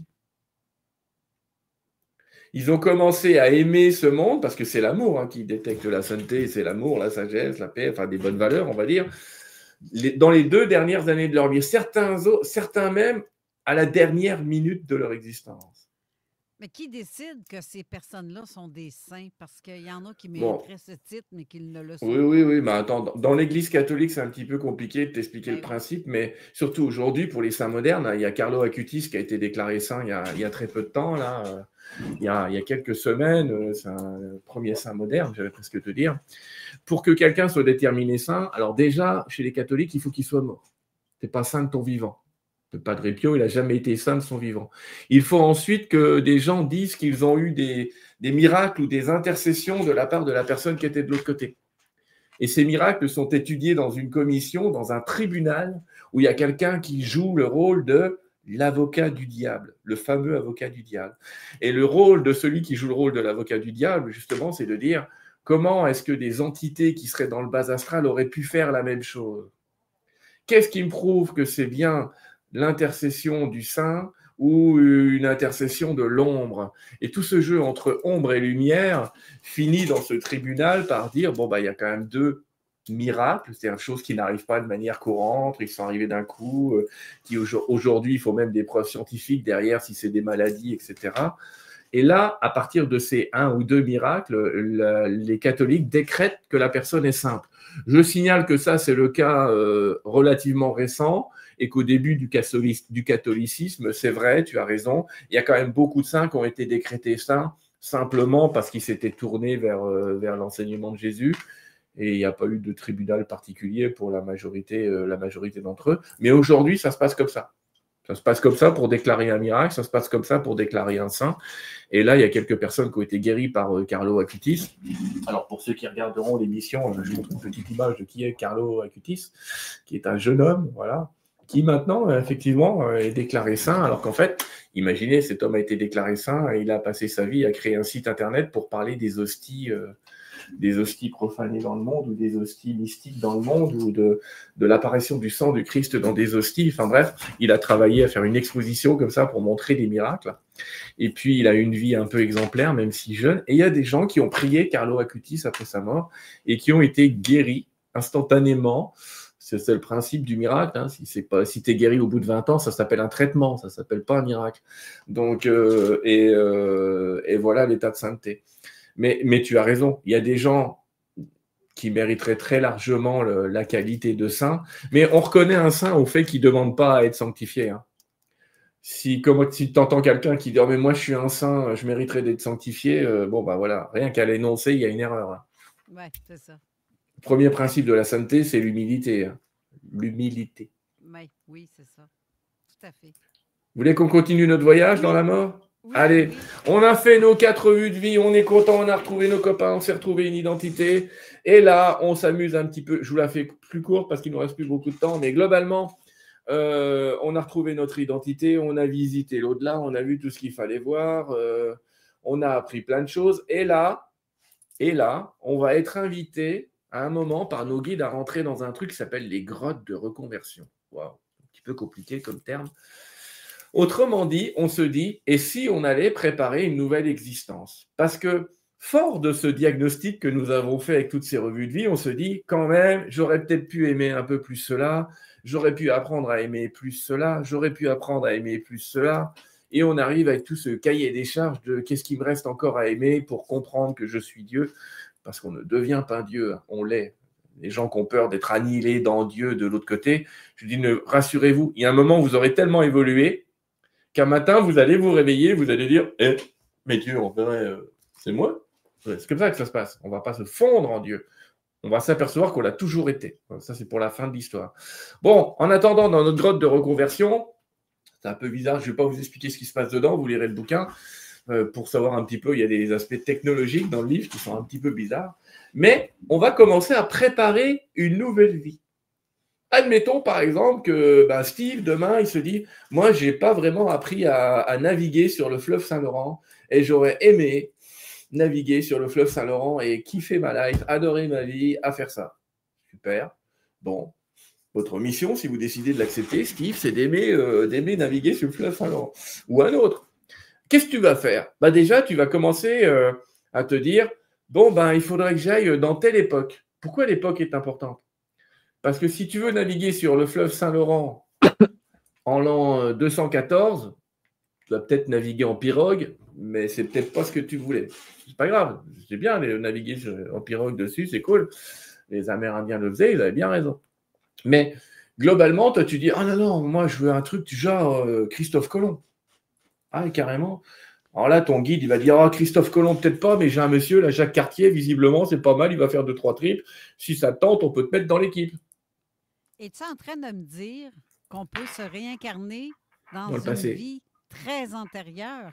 Non, c'est pas dans une vie. Tu ne te réincarnes pas dans une vie antérieure, ça va être ta vie future, mais tu vas te réincarner dans le passé. C'est ça, je veux dire. Ouais, tu vas te réincarner dans le passé, oui. Tu peux te ramasser absolument, tu peux te réincarner dans le passé. N'oublie pas, tu es hors temps de l'autre côté. Ça veut dire que peut-être qu'aujourd'hui, tu es en train de vivre une conséquence d'une vie que tu n'as pas encore vécue. Je te dis une connerie. Imagine demain, Carole, que tu sois celle qui a inventé la cuillère. Tu as inventé la cuillère. Je ne sais pas comment tu as fait. Tu t'es servi d'une cuillère toute ta vie. Et peut-être que dans ta vie future, tu seras celle qui aura fabriqué la première cuillère. Tu peux aller où très tu veux étrange. dans le film. Ça n'est pas encore fait, mais tu vas le faire plus tard. Steve, ça te fait mal la tête, c'est ça? Non, je disais qu'on peut aller où ce qu'on veut dans le film. Tu peux aller où tu veux dans le film. Et si tu vas dans les vies passées, si tu veux retourner dans le passé, on va te donner, tu vas choisir ton rôle. Donc, tu vas dire, par exemple, bon, bah voilà, moi, je veux être en 1300, je connais plus la date d'arrivée de Jacques Cartier au Québec. J'ai pas... 1534. Voilà, 1534. Super. Bon, bah, je veux atterrir en 1536, hein, au deuxième voyage. Je vais aller voir l'Indien qui s'appelait Donnacona. J'irai chercher ses 2 enfants, je vais les ramener. C'était ça l'histoire, hein, pour ceux qui s'en souviennent. Ben, tu vas commencer à décider du pays où tu vas naître. Donc, tu vas décider d'être français, espagnol, portugais, enfin, parmi tous ceux qui voyageaient sur des caravelles ou des trucs comme ça. Tu vas choisir ton époque. Alors, ça va donner un gros contexte. Déjà, quand tu dis je vais naître en 1400 quelque chose, globalement, c'est fini. Hein. Si jamais dans ta liste, il y avait je veux aimer l'informatique, c'est mort. Il faut penser à autre chose. Tu vois ce que je veux dire? Et alors, une fois que tu as choisi ton pays, qui va déjà te restreindre à une qualité, à une ambiance, en fait. Ce qu'aiment les Français n'est pas ce qu'aiment les Espagnols, les Portugais, les Italiens, ou peu importe. Donc, ça va déjà te réduire. Après, tu vas encore plus te réduire, parce que là, tu vas dire, je veux être un homme ou une femme. Typiquement, si tu voulais faire du bateau, là, puis traverser pour atterrir au Canada, il y avait peu de femmes au départ. C'était surtout des hommes. On ne mettait pas les femmes sur un bateau, ça portait malheur. Ce qui portait malheur, c'est que c'était surtout pour elles, j'ai envie de dire. Hein. Mais bon, globalement, tu vas décider d'être un homme. Donc, tu es déjà un homme au 14e, enfin au 15e siècle. Ça commence déjà à restreindre des possibilités.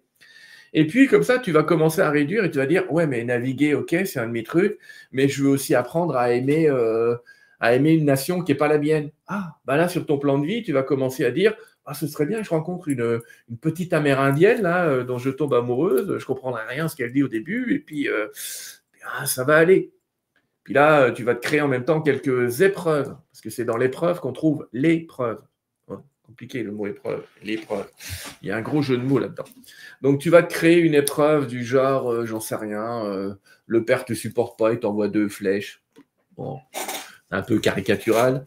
Mais pourquoi pas? Est-ce que je vais continuer à aimer même si on m'envoie 2 flèches? Parce que c'est très facile de là-haut dire je vais être amoureux de tout le monde, je vais machin et tout. Ouais. Il faut mettre ton amour à l'épreuve. L'amour n'est vrai que quand il est mis à l'épreuve. Le vrai couple, ce n'est pas celui qui se sépare à la première dispute. Hein. Le vrai couple, c'est celui qui reste malgré les épreuves. Ça, c'est un vrai couple. Ça, c'est le véritable amour. L'autre, ça s'appelle une attraction. On est un petit peu attiré par l'autre, tant qu'il n'est pas trop chiant, ça va. Mais dès qu'il est chiant, on l'a. Ce qu'on peut reprocher peut-être à la génération Z aujourd'hui, qui a tendance à larguer un petit peu facilement. Ça ne va pas créer des couples. Bref, c'est pas grave, ils vont s'y faire avec le temps. Avec le temps. Donc, globalement, tu te crées tes épreuves. Et là, tu vas créer tes fameuses 5 lignes de vie en disant, il y a une liste de 5 épreuves que je veux de manière obligatoire. Il y a 5 épreuves, je les veux. C'est quoi ces épreuves? Le mariage.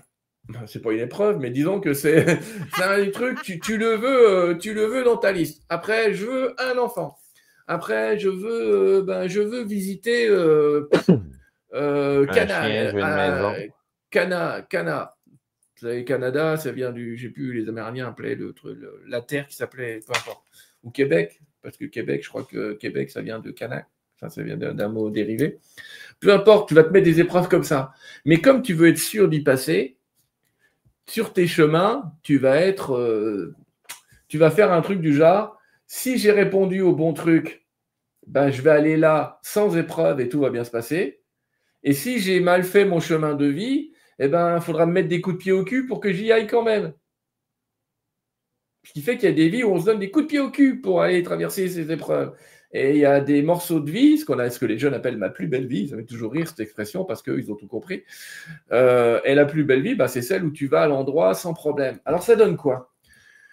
Si vous vous souvenez, dans les années 80, il existait des bouquins qui s'appelaient « Ce livre dont vous êtes le héros ». Ça s'appelait comme ça. J'ai pensé à ça tantôt, justement. Ouais, je ne sais pas si vous avez connu ce genre de bouquin. Donc là, c'est un autre livre que je montre pour la prochaine interview. Là, mais... et donc, dans ces livres dont vous êtes le héros, c'était écrit quoi? C'était écrit Oh, vous rentrez, vous sortez de la Ferrari rouge, et là, Carole vous demande, tu veux rentrer avec moi ce soir? Si vous répondez oui, vous allez page 43. Si vous répondez non, vous allez page 54. Pourquoi je te dis ça? Parce que tu ailles page 43 ou que tu ailles page 54, c'est déjà écrit. Donc, dans ces fameux bouquins où tu avais l'impression de prendre une décision tout le temps, en vérité, tu avais un scénario qui avait été écrit pour que les gens, quel que soit le chemin qu'ils prennent, tôt ou tard, ils finiront par vivre le truc qui était prévu dans le bouquin. Alors qu'à chaque fois que tu lisais ce genre de bouquin qui s'appelait « Ces livres dont vous êtes le héros », bah à chaque fois, tu avais l'impression que c'était toi qui prenais toutes les décisions. Alors qu'en fait, le scénariste avait prévu depuis longtemps que tu passes par l'étape A ou l'étape B. Même chose pour les jeunes, pour les gens aujourd'hui qui construisent des jeux vidéo où tu as l'impression que tu es libre dans ton décor. Eh ouais, mais il y a un endroit où, quoi que tu fasses, tu devras passer par le monstre de fin de niveau, tu vois. Il y a un moment où tu vas être obligé de passer par ton épreuve. Eh bien, on va faire pareil. Donc, on va écrire 5 lignes temporelles dans laquelle, pour vous la faire courte, on va choisir les gens qui vont nous accompagner. On va aller négocier des plans, ce qu'on appelle des contrats d'âme. On va aller négocier des contrats d'âme avec « Allez, toi, tu vas faire ça pour moi, et puis moi, je vais faire ça pour toi. Toi, tu vas m'épouser, puisque tu veux épouser quelqu'un, tu seras ma femme, d'accord? Et puis, moi, je vais t'apprendre ce que c'est que d'aimer les chevaux, parce que dans ma vie, j'ai décidé que je serais un super cavalier. » Il y a des échanges comme ça qui se font. Alors, les échanges sont plus ou moins, entre guillemets, violents, parce que tu peux aussi dire à quelqu'un « Mais moi, je veux vivre une épreuve où on me colle des flèches. » Il faut quand même trouver un mec qui se dit « Moi, je vais être celui qui t'envoie les flèches. » Paradoxalement, il faut aimer quelqu'un énormément pour accepter de lui faire vivre une de ces épreuves. Ah, à retenir. Ça veut dire que ceux qui nous font le plus de mal sont peut-être de l'autre côté ceux qui nous aiment le plus. Ah, ça va être un petit peu compliqué, ça. Un petit peu compliqué. Mais tu vas écrire ce... On blesse ceux qu'on aime, dans le fond, c'est un peu ça. Ouais, c'est le paradoxe. Ça veut dire que... Alors, parce que quand les gens me disent « Mais alors, le mec qui m'a embêté, je vais le retrouver de l'autre côté ?» Oui, mais peut-être pas sous l'aspect que tu connais. Steve? Expérience égale souffrance. Oui. Oui, la souffrance te transforme. Et comme on arrive comme ça, par ce voile de l'oubli où on a tout oublié, il faut quelque chose qui nous oblige un petit peu à nous transformer. Alors, ce n'est pas forcément de la souffrance, ça peut être une simple épreuve, sans que l'épreuve soit souffrance. Quand tu passes le bac, j'espère que tu souffres pas à mort, mais c'est quand même une épreuve. Il va quand même falloir réviser, il va quand même falloir faire des choses. Ce qui rend les choses complexes, c'est qu'on fait de la résistance en plus. Résistance égale les émotions. Donc, oui, on se projette le courant miracle a l'habitude de dire « ce en quoi tu résistes persiste ». Il faut retenir cette phrase, « ce en quoi tu résistes persiste ». Alors, une fois qu'on a fait ce petit briefing avec les gens qui vont nous aider, qu'on a préparé nos vies entre nos transincarnations, nos contrats d'âme, les âmes sœurs, les âmes jumelles, les flammes, les machins, tout le bazar, là, on va présenter ça devant une grande place, une grande terrasse, j'allais presque te dire, où là, on va rencontrer ceux qui s'appellent les maîtres d'incarnation. On a souvent l'habitude d'entendre parler des maîtres d'ascension, mais peu des maîtres d'incarnation. En fait, les maîtres d'incarnation sont des gens qui assurent la cohérence d'un plan qui est plus grand que le tien. Si tu te pointes avec un plan du genre « j'arrive au Canada en 1367 », les maîtres d'incarnation vont te regarder en disant « excuse-nous, mais il va falloir attendre 1492 que certains Christophe Colomb atterrissent là. » Même si ce n'est pas lui qui a découvert l'Amérique, c'est Amerigo Vespucci peu de temps avant. Mais bon, c'est un autre sujet. N'empêche qu'en gros, les maîtres d'incarnation, leur rôle, c'est d'assurer la cohérence du plan. Si tu arrives en disant je vais tuer Mussolini ou Hitler en 1940, ils vont te dire non, non, non, non, non. Ils ont leur place dans le plan. Ils font partie de ceux qui vont générer les épreuves. On ne peut pas les enlever. Ben oui, parce que sinon, c'est comme jouer à un jeu d'échecs et ne garder que les pions. Globalement, il faut garder tout le monde. Il faut garder tout cet espace. Donc, les maîtres d'incarnation vont réviser ton plan avec toi. On arrive bientôt à la pub, je le sais. Ils vont réviser ton plan d'incarnation. Ils vont réviser ton plan d'incarnation avec toi pour que tout soit cohérent dans tous les plans d'incarnation de tous ceux qui sont sur la Terre. Donc, ça veut dire qu'il y a des êtres de l'autre côté qui ont comme rôle d'être sûr que ton plan et le plan de la Terre, parce que la Terre elle-même a un plan, soient compatibles. Et pour ça, ils ont le droit de te rajouter des épreuves ou de t'en enlever pour que ça devienne s'accrocher à un autre plan. On dit qu'on ne rencontre pas quelqu'un pour rien dans notre vie, sur notre chemin. Donc, si on avait un plan dans notre tête, on est là pour nuire à quelqu'un ou mettre des bâtons dans les roues de quelqu'un, Oui. mais que ce n'était pas prévu dans son mode de vie à lui. Donc, il n'y aura peut-être pas cette rencontre-là. Il y a quelque chose qui va bloquer pour pas Il y a, qu'on ait, je sais que ça fait du mal à entendre, mais il n'y a rien, absolument rien qui ne soit pas déjà écrit, qui ne soit pas déjà programmé. Puisqu'en fait, tu vas choisir des gens de l'autre côté pour ça. Imagine-toi que quand nous, on vient sur Terre, c'est comme quand nous, sur Terre, on envoie un astronaute dans l'espace. On envoie un astronaute dans l'espace, il est tout seul dans l'espace. Mais sur Terre, il y a 40 personnes qui sont là pour surveiller ses constantes biologiques, ses contrôles de mission, etc. et vérifier qu'il fait exactement à la minute tout ce qui était prévu dans le plan. Bah, nous, c'est pareil. Nos anges et nos guides, leur but, c'est de vérifier qu'on fait tout ce qu'on a prévu dans le plan. On a peut-être l'impression d'être tout seul sur Terre et qu'eux sont 40 dans l'espace pour inverser un petit peu le phénomène, mais c'est le cas. Donc, tu n'échappes pas à ton destin. Quand les gens me disent « Est-ce que je suis dans ma mission ?» J'ai une grande nouvelle. Vous ne pouvez pas échapper à votre mission, c'est juste pas possible. sur ça, cette mission, on va à la pause. J'ai raccourci un peu, fait qu'on ne part pas très longtemps. Restez là. Sinon, soit ainsi. J'ai refilé les pubs à l'autre émission de Jeff, ouais, faire la gueule. Oui. Bon. Restez là. On revient tout de suite.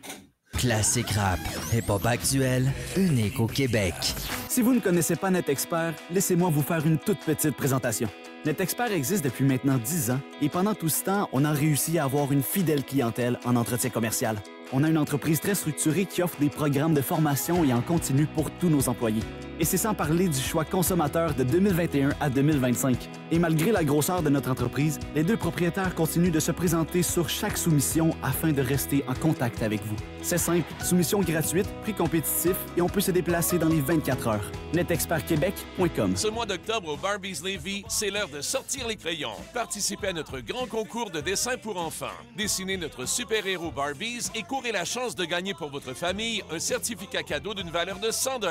Et ce n'est pas tout. 2 familles chanceuses repartiront avec un supplément de 100 $ en certificat cadeau. Tous les dessins seront affichés à l'entrée du resto et ce sont nos clients qui voteront pour élire le grand gagnant. Barbies Resto Bar Grill Lévis, un Halloween rempli de couleurs, de surprises et de plaisir pour toute la famille. T'es électricien? T'as commencé à voir les trucks de MGM Électrique, hein? T'es tanné de rentrer du reculon. Tes journées sont longues. Chez MGM Électrique, nous avons le travail qu'il te faut. Temps double, avancement, belle ambiance de travail et une belle gang qui t'attend.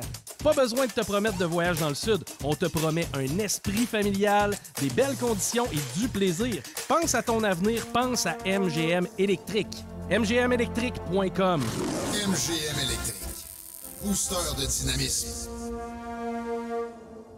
Changer les choses dans mon quartier, ça commence par voter. Le dimanche 2 novembre, les électrices et électeurs de Lévis sont appelés aux urnes pour élire leur mairesse ou maire, ainsi que les 15 conseillères et conseillers municipaux, chacun représentant un district. Pour obtenir tous les renseignements en lien avec le vote, vous pouvez utiliser l'outil en ligne disponible au ville.lévis.qc.ca, joindre le 311 Lévis le 2 novembre, participer à la vie démocratique de Lévis, allez voter. CJMD. Avertissement. Cette émission a pour but de porter l'auditoire à réflexion. C'est pourquoi la direction de la station souhaite vous rappeler que chaque affirmation mérite réflexion. Il ne faut rien prendre comme vérité simplement parce que c'est dit, car tout ceci demeure des théories ou la perception de chacun. Nous vous recommandons de garder un esprit critique et sceptique sur ce que vous entendez ici comme ailleurs. Bonne écoute, bonne réflexion. Bienvenue dans la zone.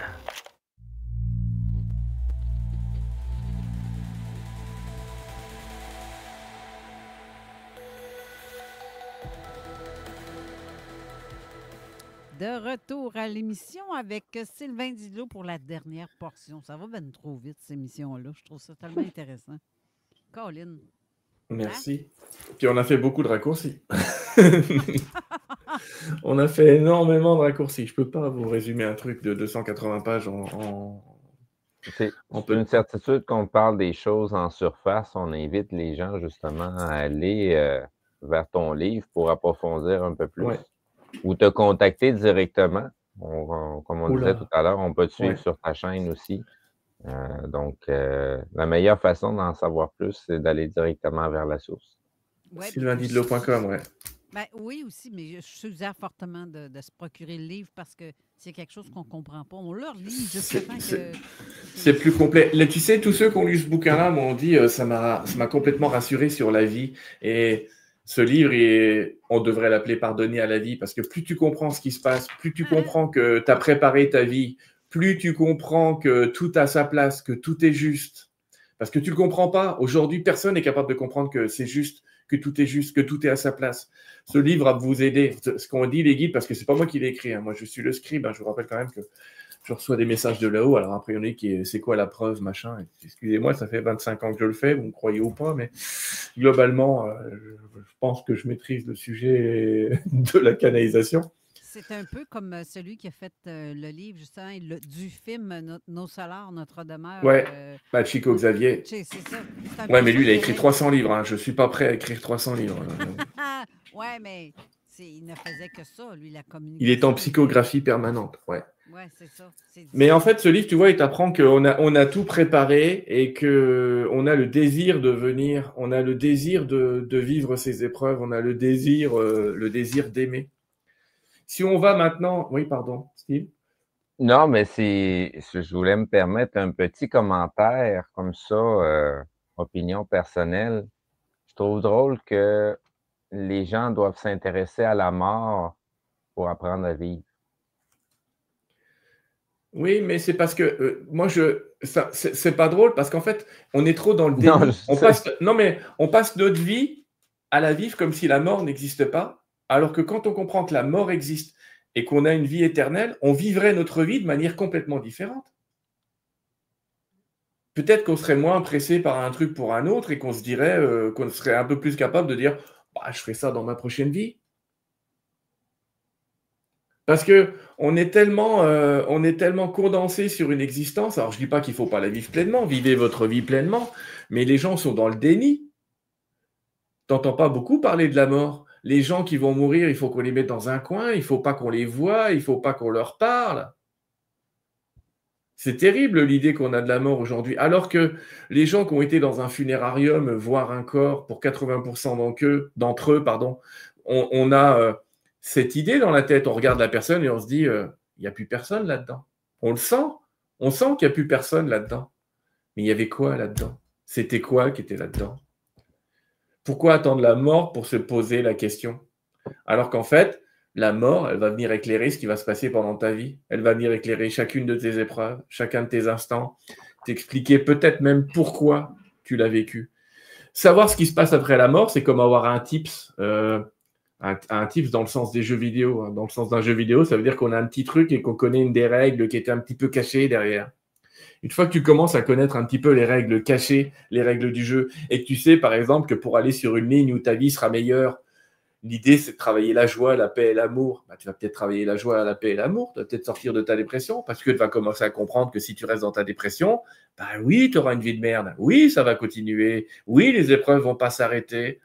Et qu'à un moment, il va falloir te bouger le cul, excuse-moi, en termes émotionnels, pas seulement en termes physiques. Dans la vie, il ne vous arrive pas ce que vous faites, il arrive ce que vous êtes. C'est-à-dire que ce que tu penses de toi, c'est ce qui va t'arriver. Si tu dis « il fait que de la merde », ton vœu va être exaucé. Félicitations. Mais à un moment, il vous arrive ce que vous êtes. Donc réfléchissez à ce que vous êtes et changez ce que vous êtes si vous voulez changer votre vie. Parce qu'il y en a beaucoup qui croient qu'il suffit de changer ce qu'on fait. Oui, le principe de la loi d'attraction. Mais tu sais, moi, je peux dire « poulet, poulet, poulet, poulet, poulet ». Il ne va jamais tomber un poulet du plafond. Et puis, il ne va pas m'arriver un poulet du plafond non plus parce que j'ai l'impression d'être un poulet. Donc, il va falloir trouver un juste milieu entre ce que je fais et ce que je suis. C'est-à-dire, j'ai envie d'un poulet et je vais acheter un poulet. Pour ça aussi que je me méfie des gens qui sont convaincus que la prière est le remède à tous leurs maux. Mais ce n'est pas les guides qui vont faire le boulot. Je vous rappelle que les guides, leur seul moyen, c'est de vous montrer des coïncidences pour que vous alliez sur la ligne temporelle qui se rapproche le plus de ce que vous voulez. Mais si vous n'avez pas écrit de ligne temporelle où vous êtes guéri, ils ne vous guériront pas. Mais la bonne nouvelle, c'est qu'il y a toujours une ligne temporelle où on est guéri. Bon. Bien, justement, parlant de la ligne temporelle en question, Parce que tantôt, on a discuté de la réincarnation dans le passé. Ouais. Ça ne change pas quelque chose, ça? Dans Si. l'histoire? Parce que dans Non, ça ne change pas quelque chose parce que c'est déjà vécu. Je ne sais pas comment te le dire. Si tu voulais devenir Christophe Colomb et découvrir l'Amérique, tu es d'accord que toi, dans ton époque, l'Amérique est déjà découverte? Mais qu'est-ce qui t'empêche d'aller la découvrir dans le passé? C'est-à-dire que, justement, le rôle des maîtres d'ascension, dont on parlait tout à l'heure, c'est-à-dire de vérifier que le plan est cohérent dans tous les temps et dans tous les espaces, je te l'ai dit tout à l'heure, jamais ils n'accepteront que tu décides de créer une vie qui va modifier une de tes autres vies. C'est-à-dire que tu ne pourras pas vivre une vie sur une espèce de terre parallèle, je ne crois pas en ça, sur laquelle Hitler serait mort en 1932, juste avant son élection. Non, ils ne vont pas te laisser faire ça. Tu ne pourras pas changer la grande histoire. Tu ne pourras changer que la petite histoire. Mais tout ce qui est dans la grande histoire, le rôle des maîtres d'incarnation, c'est de veiller à ce que cette grande histoire ne change pas. Toutes ces lignes de temps d'une vie sont superposées les unes sur les autres. À côté ou sur les autres, ça dépend comment tu veux les voir. Oui, en fait, elles cohabitent les unes avec les autres. Elles ont des passerelles. C'est un petit peu comme si tu avais 5 rails, 5 chemins de rails, avec de temps en temps des croisements comme ça qui permettent de passer d'un rail à un autre. Et ces croisements-là, ils arrivent en moyenne tous les 21 jours. Ce qui explique que quand tu veux que quelque chose change dans ta vie, il va falloir avoir un comportement qui reste stable pendant 21 jours. Parce que tu ne sais pas si le prochain embranchement il va être demain matin ou dans 21 jours. Mais tous les 21 jours, tu pourras changer d'une ligne à une autre, d'un monde à un autre. Il y a d'autres moyens de court-circuiter ces 21 jours et d'aller beaucoup plus vite, mais ce n'est pas le sujet du jour. Mais globalement, la majorité d'entre nous, on peut, toutes les 3 semaines, changer de monde. Au maximum, toutes les 3 semaines, puisque c'est un croisement tous les 21 jours. Mais si tu es au 20e jour, ça va arriver demain matin. Alors que si tu es au 1er jour, ça va arriver dans 20 jours. Mais il faut maintenir ton état de conscience, il faut maintenir ta pensée, il faut maintenir ton habitude pendant au moins ces 21 jours. Je ne sais pas si vous avez remarqué, mais quand vous prenez des antibiotiques, on vous les donne pour entre 2 et 3 semaines. Et la plupart du temps, 3 semaines. Pourquoi? Parce que votre corps aussi a ce cycle de 3 semaines pour changer sa biologie. Donc, vous respectez un changement de ligne temporelle à l'intérieur de vous sans même le savoir. Parce qu'il y a des moments, à un moment donné, où on fait comme « Non, attends, là, il y a quelque chose qui ne marche pas dans l'histoire. » C'est comme si c'est pas comme ça que ça s'est passé, puis qu'on trouve des preuves, peut-être que ça serait des choses qui seraient arrivées différemment. Je ne sais pas si c'est à cause de... Tu comprends-tu ma question? Ouais, ce que tu parles, ça s'appelle l'effet Mandela. Oui. C'est-à-dire qu'on est persuadé, on appelle ça l'effet Mandela parce que tout le monde était persuadé qu'à une époque, Mandela était mort en prison, alors qu'en fait, non, il est sorti de prison et il est devenu président de l'Afrique du Sud. Ah, tu vois ce que je veux dire? Ben oui. Donc, cet effet Mandela, ce qui est comme ceux qui pensent que le personnage du Monopoly a un monocle, alors que non, il n'en a pas. Il n'en a pas, ça fait partie de l'effet Mandela aussi. C'est tout simplement parce que, effectivement, d'une ligne temporelle à l'autre, il y a des micro-changements. Et que quand tu as changé de ligne temporelle, tu vis un de ces micro-changements. C'est une des... Je l'explique aussi, je l'expliquais en conférence, il y a moyen de savoir que tu as changé de ligne temporelle. Je vais vous donner ce moyen. Faites le tour de votre rue et apprenez votre rue par cœur. C'est-à-dire, regardez bien les maisons, de quelle couleur elles sont, où sont les arbres, où sont les choses, de quelle couleur est l'arbre du voisin, l'érable, il est où, etc. Repérez ça. Vous allez être très surpris. Parce que quand vous aurez changé de ligne temporelle, dans votre rue, il y aura un truc qui ne sera plus à sa place. Il y aura un arbre qui aura bougé. Il y aura une façade qui ne sera plus de la même couleur. Voire, il y aura peut-être même une maison qui n'était pas là avant. Où tout le monde vous dira, mais si, elle a toujours été là, cette maison. Et vous direz, tu te fous de ma gueule, je n'ai jamais vu.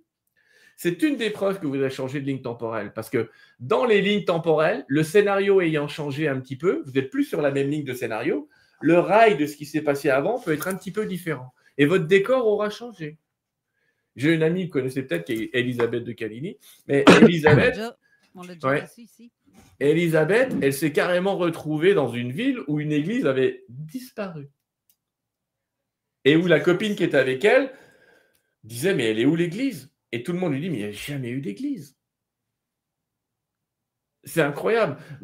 Moi, j'ai vécu ça 3-4 fois dans la clinique où je travaillais avec des ascenseurs. C'est très bizarre. Tu rentres dans l'ascenseur de droite. On rentrait à plusieurs parce qu'on a eu ce choc à plusieurs. On rentre dans l'ascenseur de droite. On sort dans l'ascenseur de gauche. Alors, ce n'est pas parce qu'on s'est retourné dans l'ascenseur. Hein. On a bien repéré que quand on était monté dans l'ascenseur, on était dans celui qui était du côté là. Et on sort de celui qui est du côté là. On se regarde tous en disant on n'a pas encore bu, mais il y a un truc bizarre, quoi. Parce qu'un changement de ligne temporelle, ça peut donner jusqu'à ce genre de choses-là.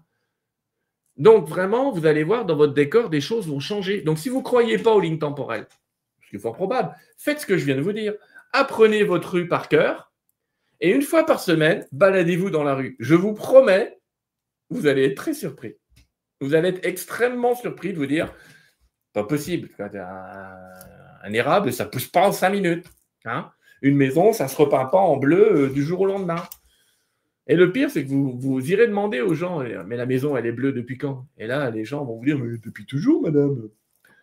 Donc, c'est ce côté-là qui va vous montrer que vous avez changé de ligne temporelle. Parce que quand on change de ligne temporelle, il y a tout un tas de petits détails qui changent dans la matrice. Ben, ce que tu dis, je le sais, je le constate que c'est ça qui arrive. Et des fois, ben voyons donc, je rêve, je sais quoi, j'ai-tu un problème de mémoire, là? Je me demandais moi-même si c'est-tu dans ma tête, il y a quelque chose que je pense que je ne vais pas bien. Non, tu n'as pas de problème de mémoire. Et ce brain fucking, c'est-à-dire vraiment ce truc où tu as la tête à l'envers, tu peux le vivre relativement souvent. Et puis le pire, hein, c'est que tu peux revenir sur la ligne temporelle où tu étais avant et retrouver la maison telle que tu croyais qu'elle était. Donc là, tu commences à croire que tu deviens folle. Tu dis, attends, il y a 3 semaines, elle était bleue. Là, elle est blanche. C'est quoi ce bordel?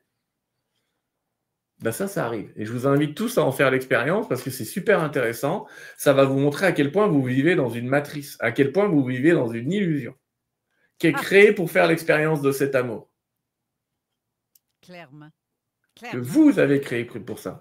Dernière précision, on va faire un petit passage rapide. Une fois que les maîtres d'incarnation vous ont dit que le plan était compatible avec le plan, on va dire, planétaire et même galactique, parce que vous pourriez choisir de voyager un peu plus loin, bah vous allez, c'est là que vous allez vous incarner et qu'il y a tout un processus pour vous incarner. Alors pour vous incarner, vous allez regarder, avant de vous incarner, avant de me réincarner en Sylvain, j'ai regardé, entre guillemets, une simulation de Sylvain. C'est-à-dire que j'ai regardé un petit peu mes lignes temporelles, j'ai un petit peu relu mon scénario en 3D. C'est comme si quelqu'un avait fait une espèce d'animation de ce que j'allais être en 3D, dans tous les plans, dans toutes les caractéristiques, pour que je commence déjà à m'imprégner du personnage, que je comprenne que comme je suis dans une famille du XVIIe siècle, je n'ai pas le droit de leur sortir des expressions qui n'existent pas au XVIIe siècle. Enfin bref, globalement, je suis préparé. Et une fois que je pars, une fois qu'on part, parce qu'on part en équipe, justement, on part avec tous ceux qu'on a prévus, avec tous ceux qui ont des plans d'âme. Hein. On a l'impression de partir séparément, mais en fait, on part tous en même temps. Et quand on va partir, on va traverser ce Christ de voile de l'oubli, pour parler en bon québécois. C'est-à-dire, vraiment, on va traverser ce voile de l'oubli, c'est-à-dire ce truc où le scénario doit être neuf, parce qu'on n'a pas le droit de tricher. On est venu se mettre à l'épreuve de l'amour, donc il n'est pas question que nous sachions à l'avance l'intégralité de tout ce qui va se passer. Même si de temps en temps, on a des déjà-vus ou des choses comme ça qui nous permettent de court-circuiter le jeu. Même si à notre époque, on peut aller jeter un œil dans le futur et revenir et se souvenir du futur. C'est bizarre, mais on peut. Et ce voile de l'oubli fait que on revient à nouveau, entre guillemets, à zéro. On revient à nouveau à cet enfant qui va vivre l'intégralité de son scénario et qui, dans les premiers mois de sa vie, va être si heureux d'avoir atterri là où il a prévu d'arriver et qui, tranquillement, doucement, va rentrer, entre guillemets, dans le masque humain. Et puis voilà, t'arrives à 6 mois à te dire « Ah là là, ça y est, je suis replongé, hein, je suis reparti. Hein. Ah, le con !» Mais globalement, on y retourne. Là, je t'ai fait un abrégé de l'abrégé, mais c'est pour te dire à quel point... Et puis, il faut savoir aussi que tout le monde n'est pas élu. C'est-à-dire que faire une vie sur Terre, il y a des milliards d'entités qui rêvent de faire une vie sur Terre. Mais il n'y en a que 8 milliards qui ont été élus pour la vivre. On ne s'en rend pas compte. Non, mais sinon, ils vont où? Bah, ils vont sur d'autres planètes où ils attendent leur tour, où ils se travaillent, parce qu'on peut travailler je n'ai pas parlé de ça, mais de l'autre côté, tu peux travailler aussi en simulation, où tu peux aider quelqu'un à être son ange gardien, où tu peux être un professeur parce que tu as vécu tellement de vie que tu es capable de préparer ceux qui vont faire leur première ou troisième vie et de leur expliquer un petit peu comment ça se passe la vie sur Terre. J'en ai pas parlé de ça parce qu'on ne peut pas parler de tout, mais tu as de quoi t'occuper de l'autre côté. Mais entre guillemets, tu peux faire une autre planète, tu peux faire des simulations, tu peux faire un tas de choses. Il n'y a pas que la Terre. Hein. Il n'y a pas que la Terre. La majorité des terriens vivent des cycles terriens. C'est-à-dire qu'on va dire, je vais faire 120 vies sur la Terre, et puis après, j'irai ailleurs. Tu vois, c'est un petit peu comme s'ils disaient, on va à Disneyland, après on ira à Legoland, après on ira à Schtroumpfland. Mais voilà, on va faire ça comme ça. Et puis, une fois que tu connais le parc d'attractions par cœur, on va passer ailleurs. La Terre étant une des plus demandées, parce que c'est une des plus jolies déjà dans l'énergie, et puis extrêmement duel. Donc, en fait, c'est le camp d'entraînement idéal, quoi. Les autres terres sont moins duels, c'est-à-dire il y a moins d'épreuves, mais c'est moins drôle. Les loopings sont moins hauts dans les autres planètes. Ouais, il y a moins de gestion d'émotions. Les extraterrestres, pour 80% d'entre eux, vivent dans un synode. Ça veut dire qu'ils ont déjà conscience que l'autre et lui, c'est les mêmes. D'ailleurs, des fois, ils se ressemblent. Physiquement, c'est tous les mêmes. Ou dans leur vie, c'est tous les mêmes. Et ils ne peuvent pas faire de mal à l'autre parce qu'ils savent déjà que ce qu'ils vont faire à l'autre, ils vont le ressentir. Alors que sur Terre, la dualité est tellement forte que tu ne le sens pas. Enfin, le jour de ta première revue, tu es au courant. Hein. Mais avant, tu ne sais pas. Ça veut dire que ça ne donne pas le goût d'aller ailleurs que sur Terre, même si c'est difficile. Ben si, tu peux avoir le goût d'aller sur Terre. Moi, c'est génial d'aller sur une planète où il n'y a pas de guerre, où il n'y a pas d'angoisse, où tout est stable, où on est dans une confédération galactique qui s'entend relativement bien. Bon. C'est comme dire que dans le jeu, tu as le choix d'aller dans des planètes poches où ce que ton niveau d'expérience sera moindre, ou aller à un endroit où ce que tu n'as foutument aucune d'idée dans quoi tu t'embarques, ouais. Mais tu risques juste d'expérimenter 1000 fois plus. Tu sais, la Terre, c'est pas... c'est pas la meilleure. Parce qu'effectivement, pour aller sur des planètes où tout est plus calme, c'est que tu as déjà appris ce qu'était l'amour. Vraiment. La Terre, c'est pour les débutants, hein, si je peux me permettre une expression. On n'est pas des âmes aussi évoluées qu'on en a l'air ou qu'on veut se le faire croire. Hein. On est en camp d'entraînement. Hein. Le match, on le vivra plus tard hein, sur d'autres plans, d'autres planètes, où là, il y aura encore d'autres choses à aimer. Parce que quand on n'arrive pas déjà à aimer sa planète, comment tu vas faire pour aimer 43 autres planètes et 23 autres espèces? Alors qu'on est infoutu déjà de s'entendre entre terriens. Donc, dans les autres, tu continues à apprendre, mais tu n'as plus à apprendre ce que tu as appris sur Terre, c'est-à-dire aimez-vous les uns les autres. Tu pars avec ça et tu continues parce qu'il y a encore des stades d'amour au-dessus qui sont possibles. Et que tu apprends sur d'autres plans et ou d'autres planètes si tu veux passer dans une dimension d'incarnation. Mais encore une fois, tu n'es pas obligé de t'incarner. OK. Mon Dieu, c'est... c'est dense. On n'a pas parlé du corps de tout, mais non. C'est quand même intéressant de savoir que, en tout cas, bref, il faut apprendre à aimer la Terre pour commencer. À s'aimer soi, à aimer la Terre, à aimer ton prochain. Jésus l'a donné la clé. Hein. Aimez-vous les uns les autres. Et la réponse était là. Oui. On doit apprendre à pardonner à la mort. Pardonner tout court. Ah, ben la mort est derrière toi, oui. Mais bon. Oui, je te demande pardon.